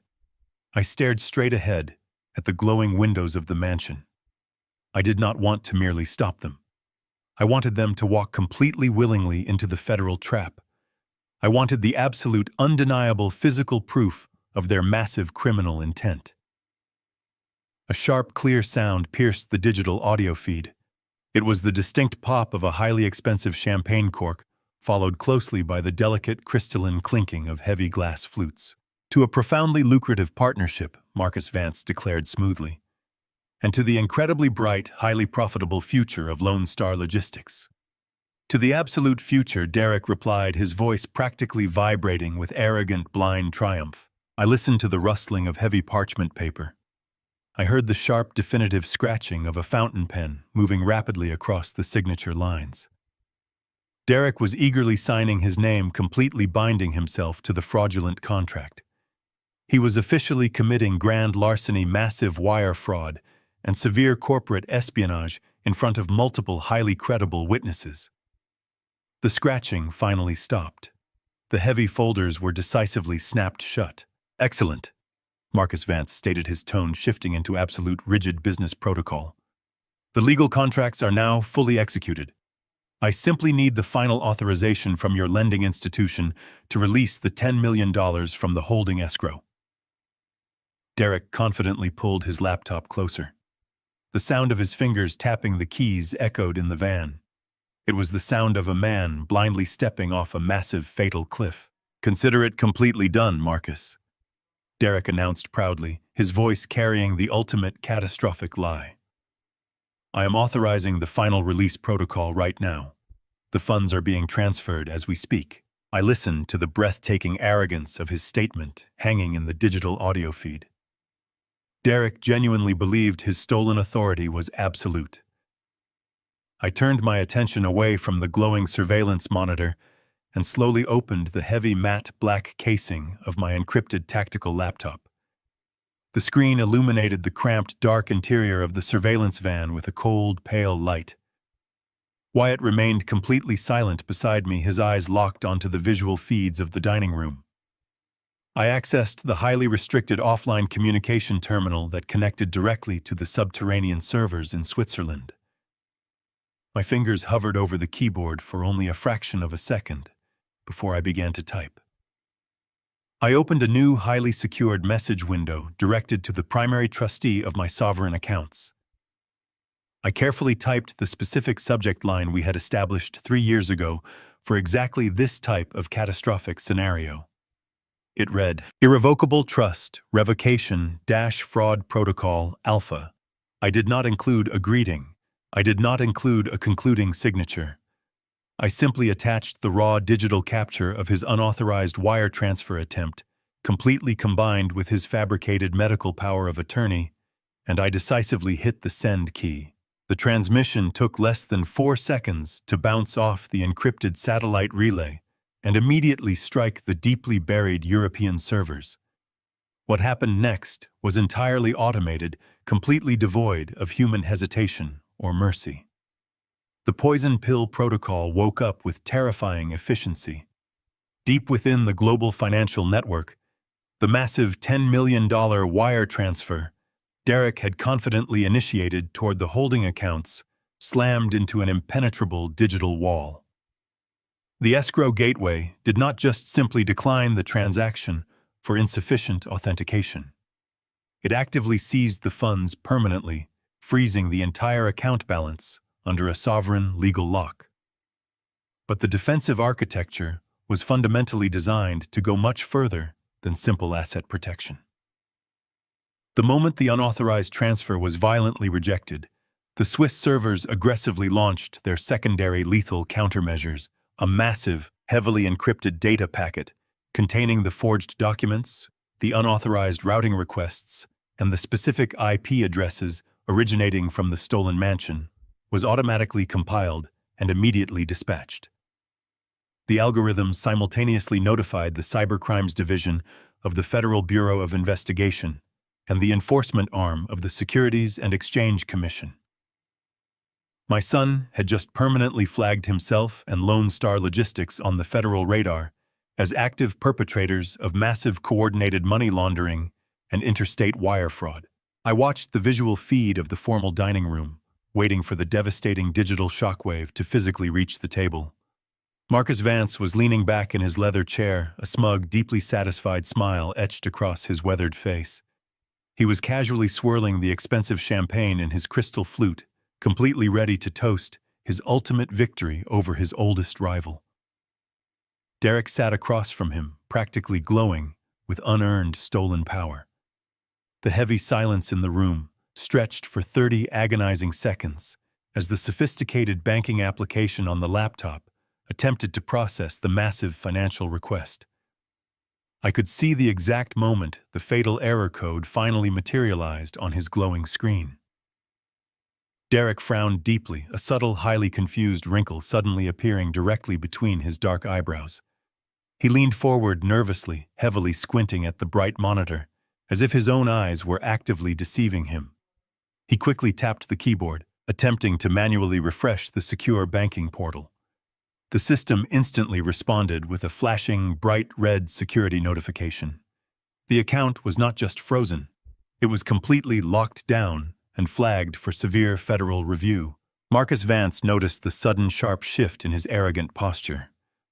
The veteran corporate predator leaned forward, his smug smile slowly fading into an expression of cold, calculating suspicion. "Is there an issue with the final clearance, Derek?" he asked, his voice entirely stripped of its former warmth.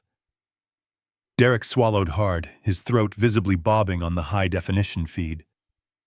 "No, Marcus, there is absolutely no issue," he stammered nervously, a thin layer of cold sweat breaking out across his forehead.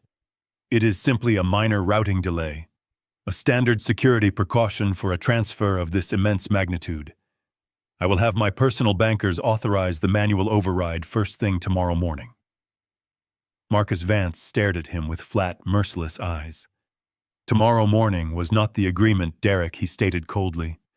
"You explicitly assured me the capital was fully cleared and ready for immediate deployment. I do not sign binding corporate acquisition contracts on the promise of a morning delay." Derek frantically began typing on his laptop keyboard, desperately trying to immediately access the secondary operational accounts he had previously established using the heavily fraudulent medical power of attorney.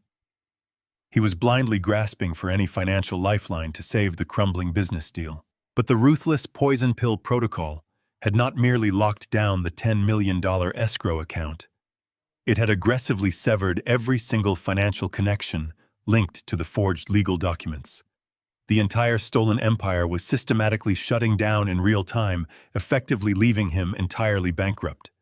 While Derek desperately tried to placate his furious rival in the isolated dining room, a completely different, deeply domestic crisis was rapidly unfolding in the grand foyer directly amidst all of their wealthy guests.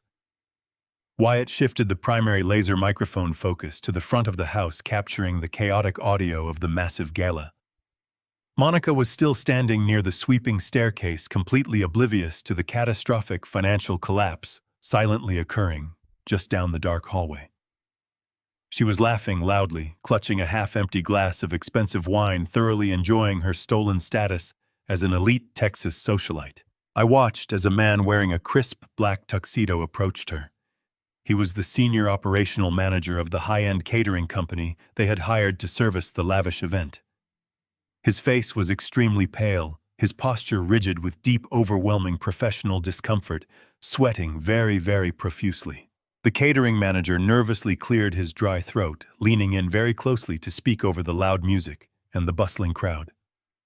He absolutely did not want to cause a public scene, but his urgent dilemma could not possibly wait. Monica turned toward him, her fabricated smile slipping slightly as she registered his tense demeanor. She let out a heavy, irritated sigh, clearly annoyed by the sudden interruption of her triumphant performance.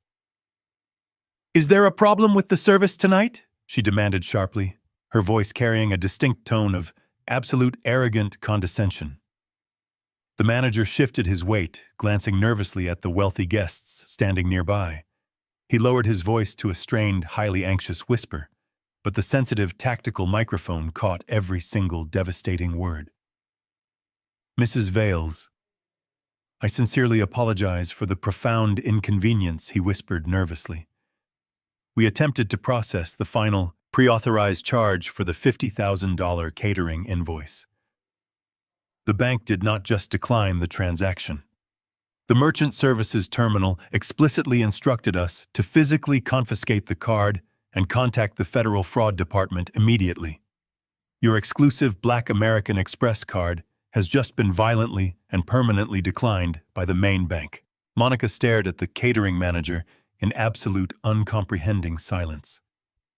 The heavy crystal wine glass in her hand trembled slightly, the expensive red liquid sloshing against the delicate rim. She opened her mouth to aggressively reprimand the man, to loudly demand that he run the premium card again and stop embarrassing her in front of her new affluent social circle. But before a single word of her vicious, highly selfish entitlement could escape her lips, a completely different sound violently shattered the elegant ambiance of the evening. It started as a distant, high-pitched wail echoing over the dark Texas hill country, rapidly multiplying and intensifying until it became a deafening, terrifying chorus.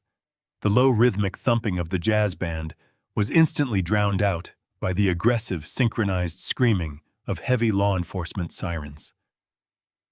Inside the dark surveillance van, I leaned closer to the glowing tactical monitors, my breathing steady and completely controlled. The spectacular show was finally beginning. Through the highly sensitive audio feed, I could hear the collective gasp of the wealthy attendees on the terrace, as flashing red and blue lights painted the manicured trees and the sprawling front lawn in frantic strobing colors. The massive custom-wrought iron gates that Derek had proudly installed to keep the real world at a distance did not gently slide open to grant them access. A heavy reinforced tactical vehicle hit the center locking mechanism at 40 miles per hour. The deafening crash of yielding metal echoed loudly through the humid night air. 4 massive, completely blacked-out sport utility vehicles, followed by a fleet of marked Texas State Trooper cruisers, aggressively swarmed into the circular driveway. The pristine gravel crunched violently beneath heavy, aggressive tires as the federal convoy rapidly established a dominant perimeter around the stolen mansion. Dozens of highly trained, heavily armed federal agents wearing tactical vests, emblazoned with the bold yellow letters of the Federal Bureau of Investigation, poured out of the dark vehicles. They moved with absolute, terrifying precision. They did not shout or draw their weapons, but their physical presence completely commanded the massive estate. The affluent party guests instantly froze in sheer terror.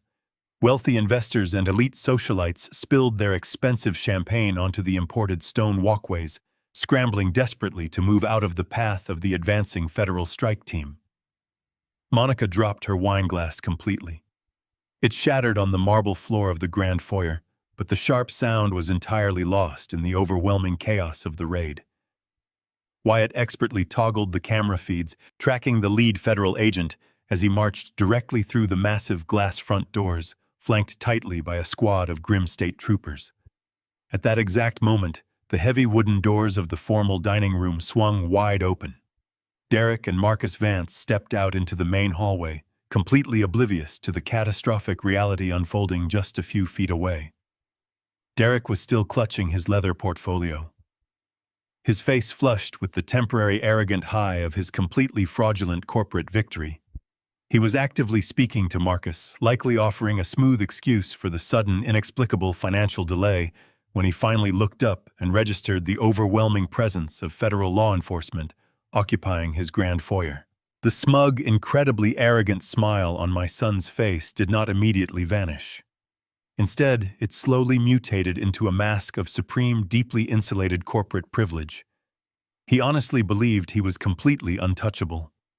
He assumed this was a minor misunderstanding, perhaps a routine noise complaint generated by a jealous neighbor, or a simple clerical error regarding the catering permits.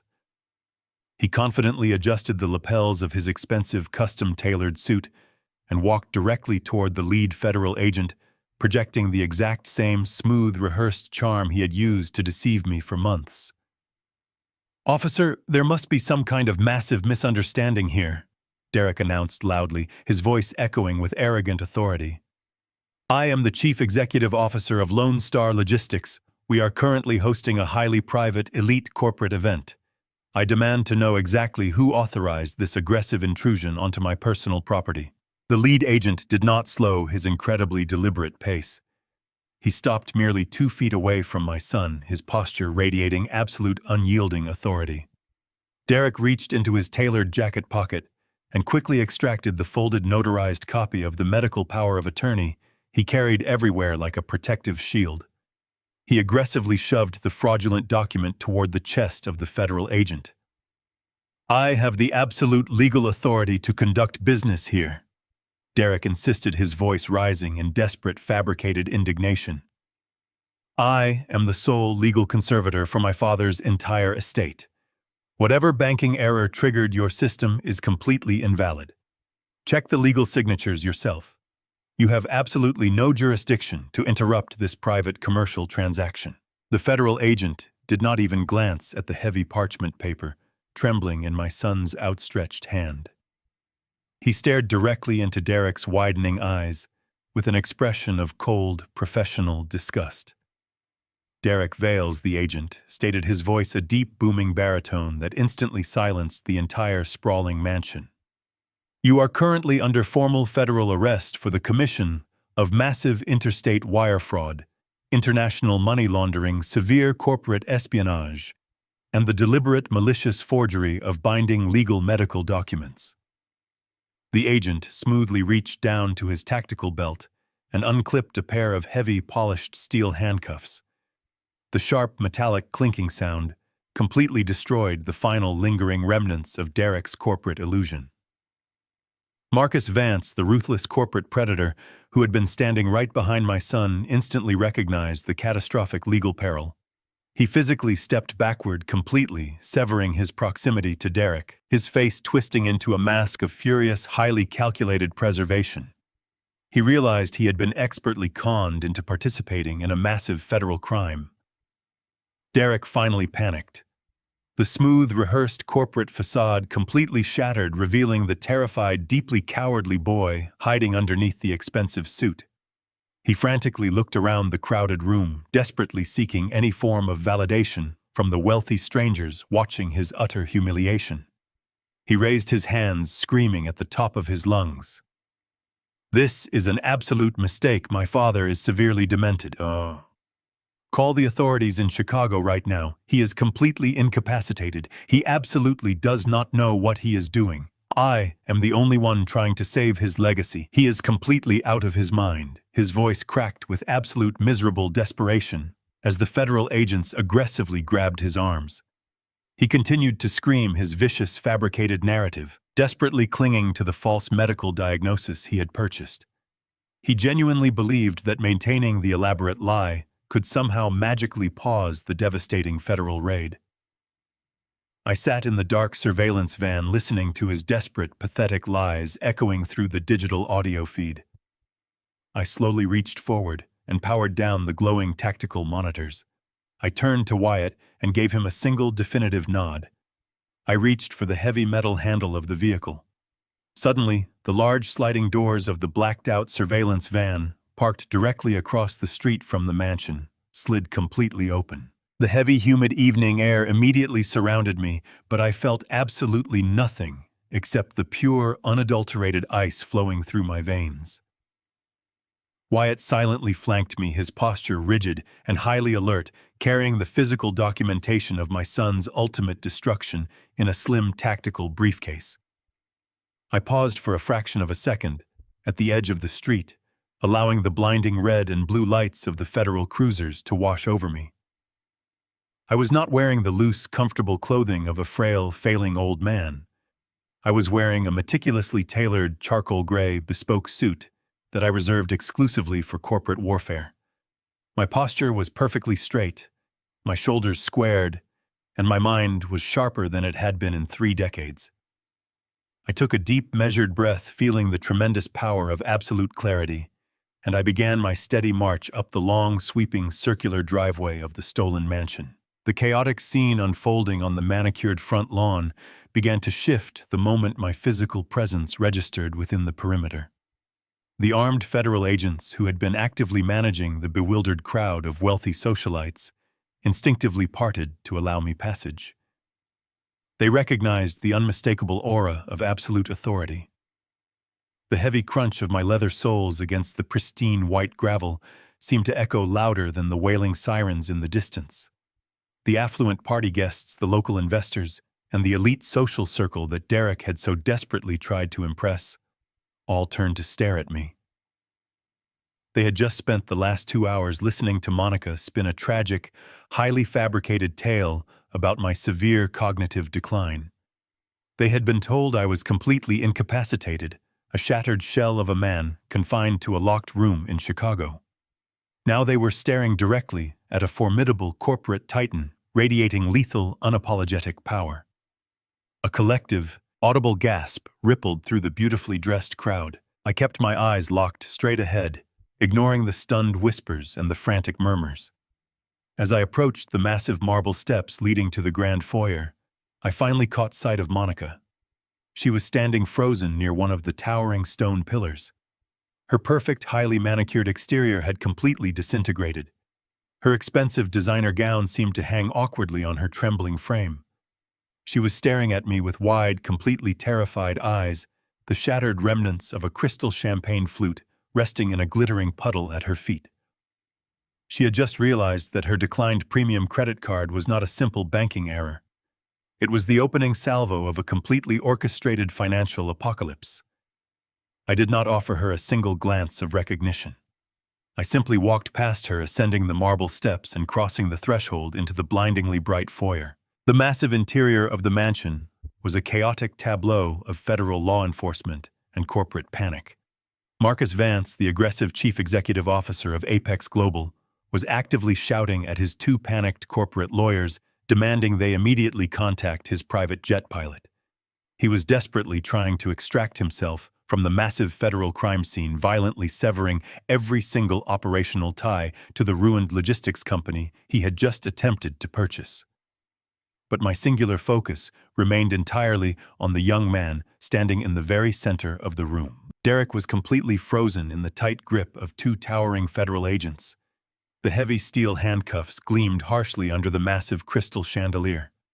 The blood had entirely drained from his face, leaving his skin a sickly, translucent shade of pale gray. His mouth was hanging slightly open, his chest heaving with rapid, shallow breaths, as his panicked mind desperately tried to comprehend the absolute impossibility of my physical presence. I was the ghost he had confidently buried in a fabricated medical grave, and I had just walked through his front door to personally oversee his burial. I walked deliberately across the polished marble floor. Derek's terrified eyes tracked my every single movement, silently begging for a rescue he absolutely did not deserve. I stopped mere inches from him, but I completely ignored his existence. I acted as if the trembling boy in the expensive suit was nothing more than a piece of broken, discarded furniture. I turned my body slightly and directed my undivided attention exclusively to the lead federal agent, the stern man who had just placed my son under formal arrest. The seasoned agent squared his shoulders, his hand resting cautiously near his tactical belt as he evaluated my sudden intrusion. Sir, this is an active federal crime scene, the agent stated, his deep voice echoing with rigid authority. I need you to step back immediately and identify yourself. I looked directly into his eyes, projecting the calm, unyielding dominance I had cultivated over a lifetime of corporate warfare. My name is Richard Lawson. I stated clearly, ensuring my voice carried across the silent, captivated room. I am the sole founder, the absolute owner, and the acting chief executive officer of Lawson Global Logistics. I am also the direct victim of the massive, highly coordinated interstate wire fraud currently occurring inside this building. The federal agent blinked, his rigid professional demeanor faltering for a fraction of a second as he rapidly processed my true identity. He looked from my sharp, commanding posture to the trembling, pathetic figure of my son, instantly recognizing the massive discrepancy between the legal documents and reality. Before the agent could formulate another question, Wyatt stepped smoothly to my side and opened the tactical briefcase. He extracted the thick, heavy manila folder we had secured from the private medical clinic just an hour earlier. I took the folder and extended it firmly toward the lead investigator. I believe you are looking for the true architect of this particular fraud, I said, my voice cutting through the tension like a finely sharpened blade. Here he is. I strongly advise your forensic accountants to thoroughly review the contents of this specific dossier. Inside, you will find the complete, highly detailed financial routing numbers tracking exactly $10 million stolen from my commercial real estate portfolio. You will also find the definitive, legally verified proof of international money laundering, specifically tracking massive wire transfers sent to an illegal offshore gambling syndicate. The federal agent slowly reached out and took the heavy folder, his sharp eyes scanning the official seals and the comprehensive digital transaction logs visible on the very first page. I continued speaking, refusing to let the heavy silence settle. Furthermore, you will find a fully notarized, sworn written confession voluntarily provided tonight by Dr. Aris. In that legal document, the physician explicitly details exactly how he was aggressively bribed by the individuals residing in this house to entirely fabricate my medical records. The power of attorney currently resting in your evidence bag is a complete and total forgery. I am of perfectly sound mind, and I have just personally initiated the federal poison pill protocol that permanently locked down their fraudulent escrow accounts. The absolute finality of my words hung heavily in the dead silence of the grand foyer. The lead agent slowly closed the heavy folder, his expression hardening into a mask of pure, relentless federal justice. He turned his attention back to my son, the grip of the surrounding agents visibly tightening on Derek's arms. The entire house of cards had completely and utterly collapsed, leaving absolutely nothing but the terrifying reality of a lengthy federal prison sentence. Derek finally shattered. The last lingering shred of his arrogant, manufactured corporate persona instantly evaporated into thin air. He violently dropped to his knees right there on the cold marble floor, the heavy steel chains of his handcuffs clanking harshly against the polished stone. He looked up at me, tears streaming rapidly down his pale, terrified face. "Dad." "Please," he screamed, his voice a pathetic, broken wail that echoed tragically through the massive house. "Please, you have to stop them. We can fix this. I am so sorry. We can explain everything." I slowly looked down at the weeping, pathetic creature groveling at my leather shoes. I felt absolutely no pity, no lingering paternal warmth, and absolutely no regret. He had willingly chosen the battlefield, and he had foolishly brought a knife to a nuclear war.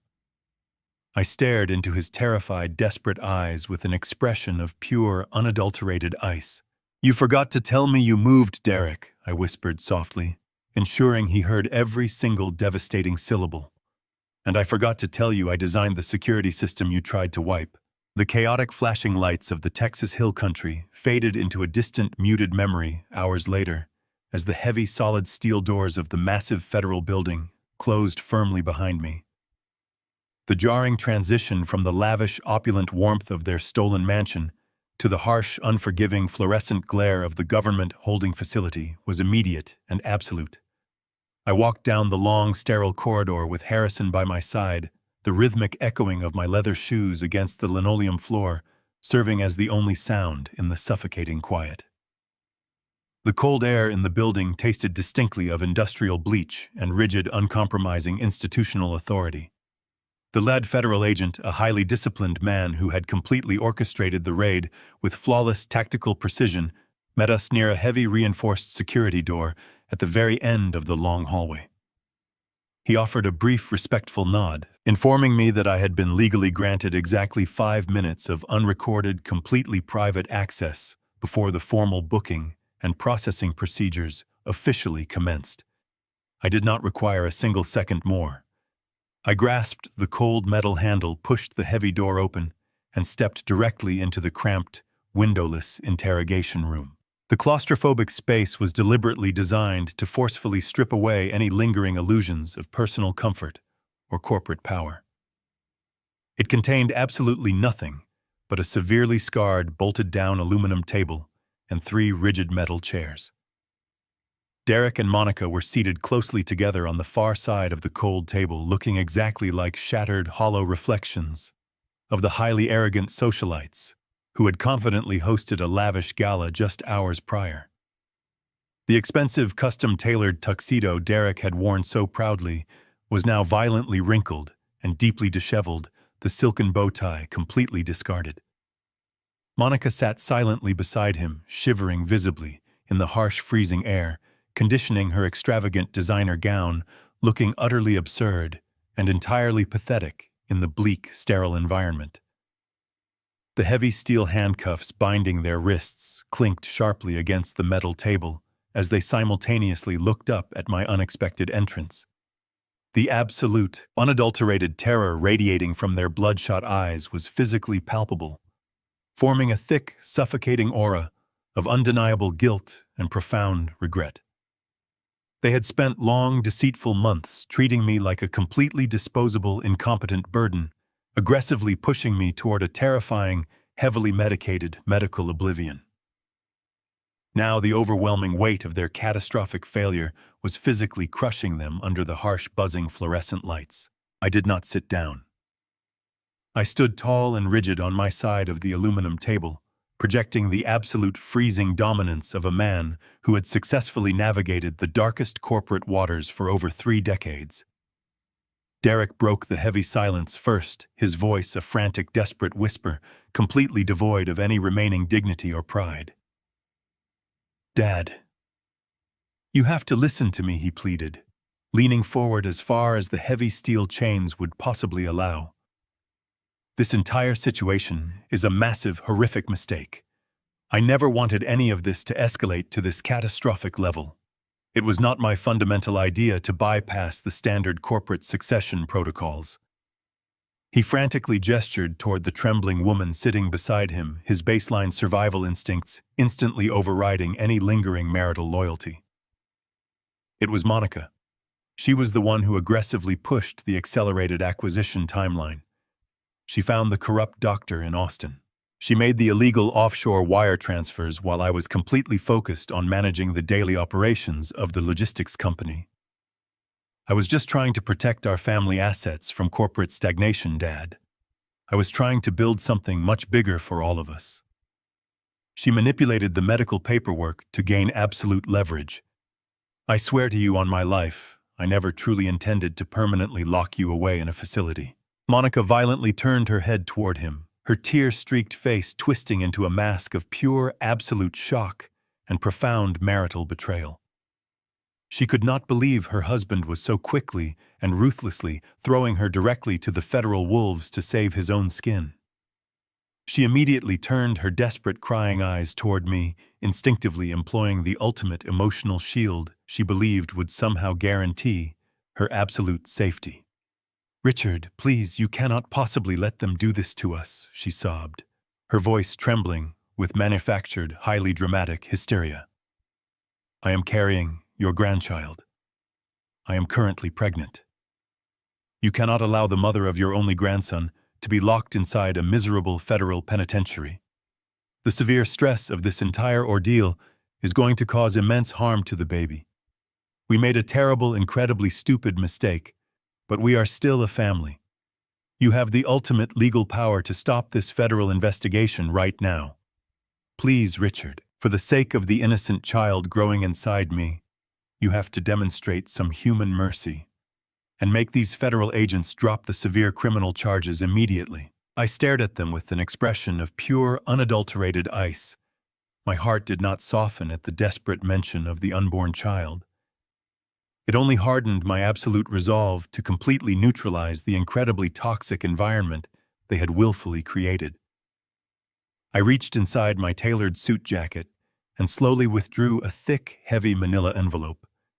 I did not speak a single word as I deliberately opened the flap and began to systematically drop the devastating physical evidence directly onto the cold metal table. First, I dropped a series of high-resolution photographs detailing the specific chemical sedatives Monica had been secretly crushing into my evening meals. Second, I dropped the flawless printed copies of the completely fabricated cognitive assessments signed by Dr. Aris, perfectly displaying their malicious intent to officially declare me mentally incompetent. Finally, I dropped the heavily encrypted banking logs proving the $150,000 offshore wire transfer used to illegally bribe the desperate gambling-addicted physician. The undeniable proof of their profound, calculated evil covered the aluminum surface like a scatter of toxic ash. You did not just try to casually rob me, Derek. I stated, my voice a deadly echoing whisper that completely filled the cramped room. You did not just attempt to aggressively usurp my corporate position. You deliberately poisoned my food. You willfully tried to lock me inside a sterile asylum to rot for the rest of my natural life while you confidently spent my entire legacy. Derek stared at the damning photographs, his chest heaving with frantic, incredibly shallow breaths. The absolute terrifying reality of his inescapable situation finally suffocated his remaining pathetic hope. What happens to us now? He asked, his voice completely hollow and physically trembling with absolute, paralyzing dread. I reached into the very back of the heavy manila envelope and slowly extracted two final, officially stamped legal documents. I decisively slid them across the cold metal table until they rested directly over the heavy steel chains of their handcuffs. These are the formal, legally binding bankruptcy filings for your fraudulent company, Lone Star Logistics, I declared coldly, watching his eyes widen in pure despair. And resting directly beneath them is the immediate non-negotiable foreclosure notice for your stolen Austin mansion. The suffocating silence inside the cold, sterile interrogation room stretched into an absolute eternity. Derek stared blankly at the formal bankruptcy documents and the harsh foreclosure notice resting on the scarred aluminum table. The undeniable physical proof of his total ruin lay directly over his chained hands. He opened his mouth to speak, but only a dry, pathetic wheeze escaped his throat. Monica simply buried her face in her trembling hands, her elaborate designer gown shaking with heavy, uncontrollable sobs. I did not offer a single word of comfort. I did not offer a final dramatic parting statement. I simply turned my back on the two people who had so callously plotted my complete destruction. I walked deliberately toward the heavy steel door, my leather shoes clicking sharply against the sterile floor. The lead federal agent was waiting right outside in the brightly lit corridor. He gave me a brief, highly professional nod as I stepped out, silently signaling that my allotted 5 minutes were officially over. The heavy door slammed shut behind me, with a loud absolute finality, permanently severing my physical connection to the son I had raised. The federal justice system operated with a ruthless, methodical efficiency over the following several weeks. The massive mountain of flawless evidence we had meticulously provided left absolutely no room for any clever legal maneuvers or highly paid defense attorneys. The federal hammer dropped with terrifying, inescapable force. Derek and Monica were officially and completely indicted by a federal grand jury on multiple extremely severe felony charges. The primary charges included massive interstate wire fraud, international money laundering, severe corporate espionage, the deliberate forgery of binding legal medical documents, and a highly specific, devastating charge of conspiracy to commit elder abuse. The federal prosecutors were absolutely relentless, refusing to offer any lenient plea deals or quiet settlements.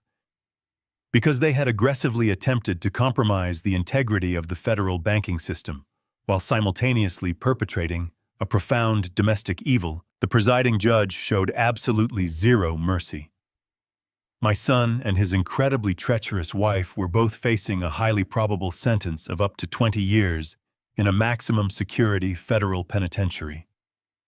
The sprawling stolen mansion in the Texas Hill Country was immediately seized and locked down by federal marshals. The exotic sports cars, the expensive designer jewelry, and the vast accounts of stolen corporate capital were completely liquidated to fulfill the massive legal fines and profound restitution orders. They were stripped of absolutely everything they had stolen, left with nothing but the bleak, terrifying reality of their incredibly long incarceration. Back in the highly secure, familiar environment of my corporate headquarters in Chicago, I initiated the absolute final phase of my strategic retaliation. I sat in my expansive sunlit office on the 50th floor, looking across the polished mahogany desk at Harrison Pierce. My most trusted, ruthlessly efficient corporate attorney had already drafted the massive stack of complex legal documents required to completely erase my son from my life. I systematically and legally dissolved every single personal and financial tie to Derek. I removed his name from every corporate charter, every family trust, and every single historical document regarding the foundation of Lawson Global Logistics. I actively erased him from my legacy with the exact same cold, calculated efficiency he had used when he attempted to lock me away in a heavily medicated oblivion. It was a completely clinical, necessary procedure to permanently eliminate a highly toxic infection from the healthy body of my sprawling corporate empire.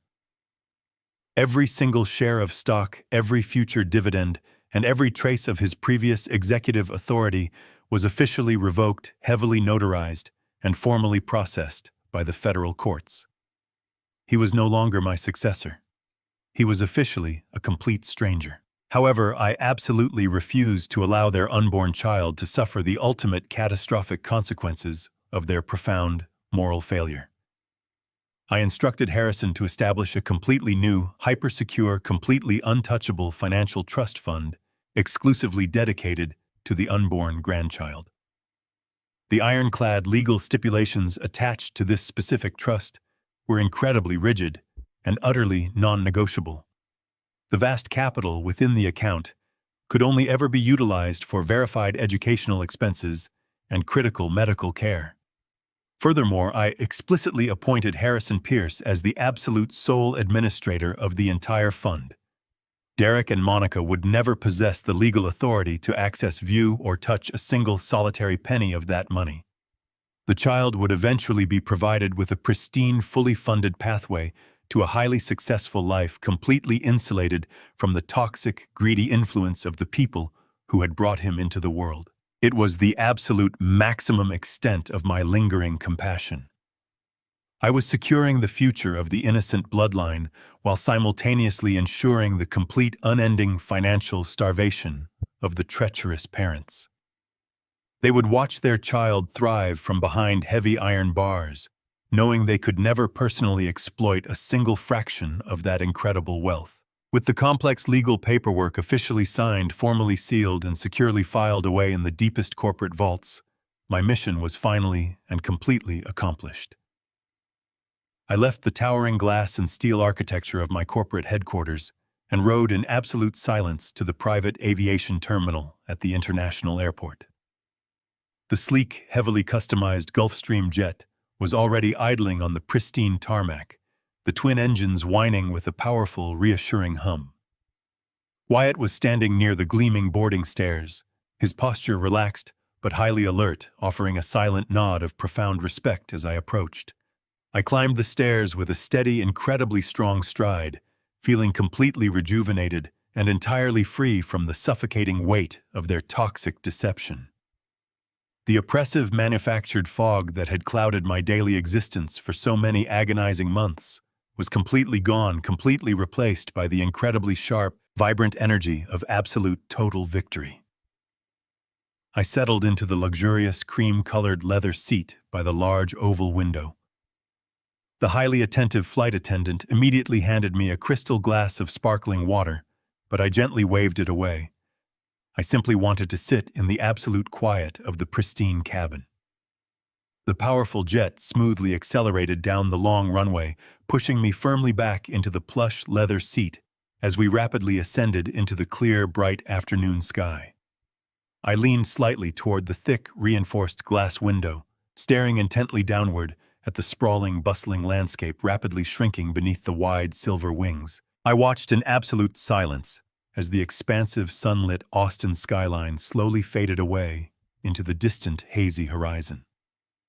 The towering glass buildings, the sprawling luxury estates, and the deeply painful memories of my son's catastrophic betrayal were completely and utterly left behind, forever banished to the harsh, unforgiving chapters of my past. I slowly took a very deep, incredibly satisfying breath of the perfectly filtered, cool cabin air, feeling a profound sense of absolute, unshakable peace completely wash over my entire being. The sprawling, multi-billion-dollar global corporate empire I had bled to build was completely safe, totally secure, and forever untainted. But the toxic, poisonous, deeply infected branch of my own personal family bloodline was finally completely, fully, and permanently severed. The quiet descent of my sleek, powerful private jet into the cool, refreshing air of the Chicago skyline marked the absolute definitive end of a deeply agonizing chapter. The flashing chaos of Texas and the desperate, pathetic pleas of my treacherous son were now entirely confined to the past, locked safely away alongside the federal indictments and looming bankruptcy filings. A black town car transported me from the isolated aviation terminal directly to my sprawling, heavily secured estate on the North Shore. As the heavy reinforced gates parted, an overwhelming wave of absolute peace washed over me. I stepped into the midnight air, my leather shoes crunching softly against the pristine driveway, and walked directly into the grand, brightly lit foyer of my home. The expansive, historic house was entirely silent, but it was a deeply comforting, profoundly secure silence. There were no hidden enemies lurking in the hallways.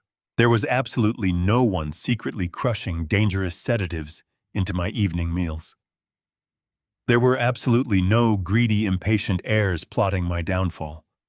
The suffocating atmosphere of manipulation had been surgically eradicated.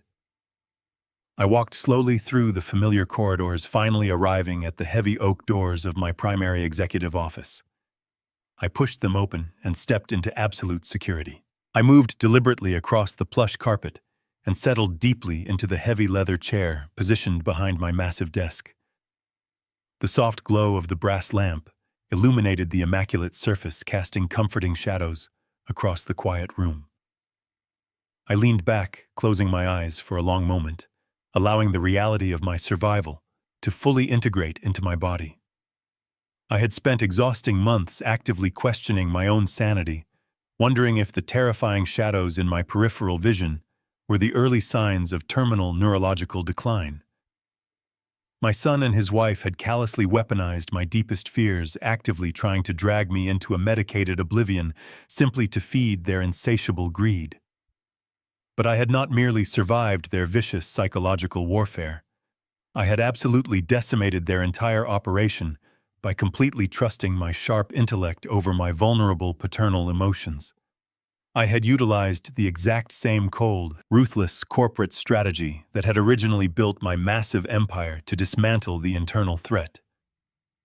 I had successfully treated my own blood like a hostile takeover. I opened my eyes and looked directly at the delicate silver frame resting on the corner of my heavy desk. The photograph captured my late wife Diane smiling brilliantly on a sunlit beach during our 25th wedding anniversary. I reached out and gently traced the cool edge of the polished silver frame, feeling a deep, profound ache resonate within my chest. Diane and I had spent our entire lives meticulously building this massive corporate legacy, dreaming of the day we would proudly hand the reins over to our capable son. We had foolishly believed that our unconditional love and vast financial resources would completely shield him from the corrupting influences of the world. We never anticipated that the fatal corruption would bloom entirely from within his own greedy heart. Looking at her beautiful face, I silently promised Diane that I had made the only possible choice.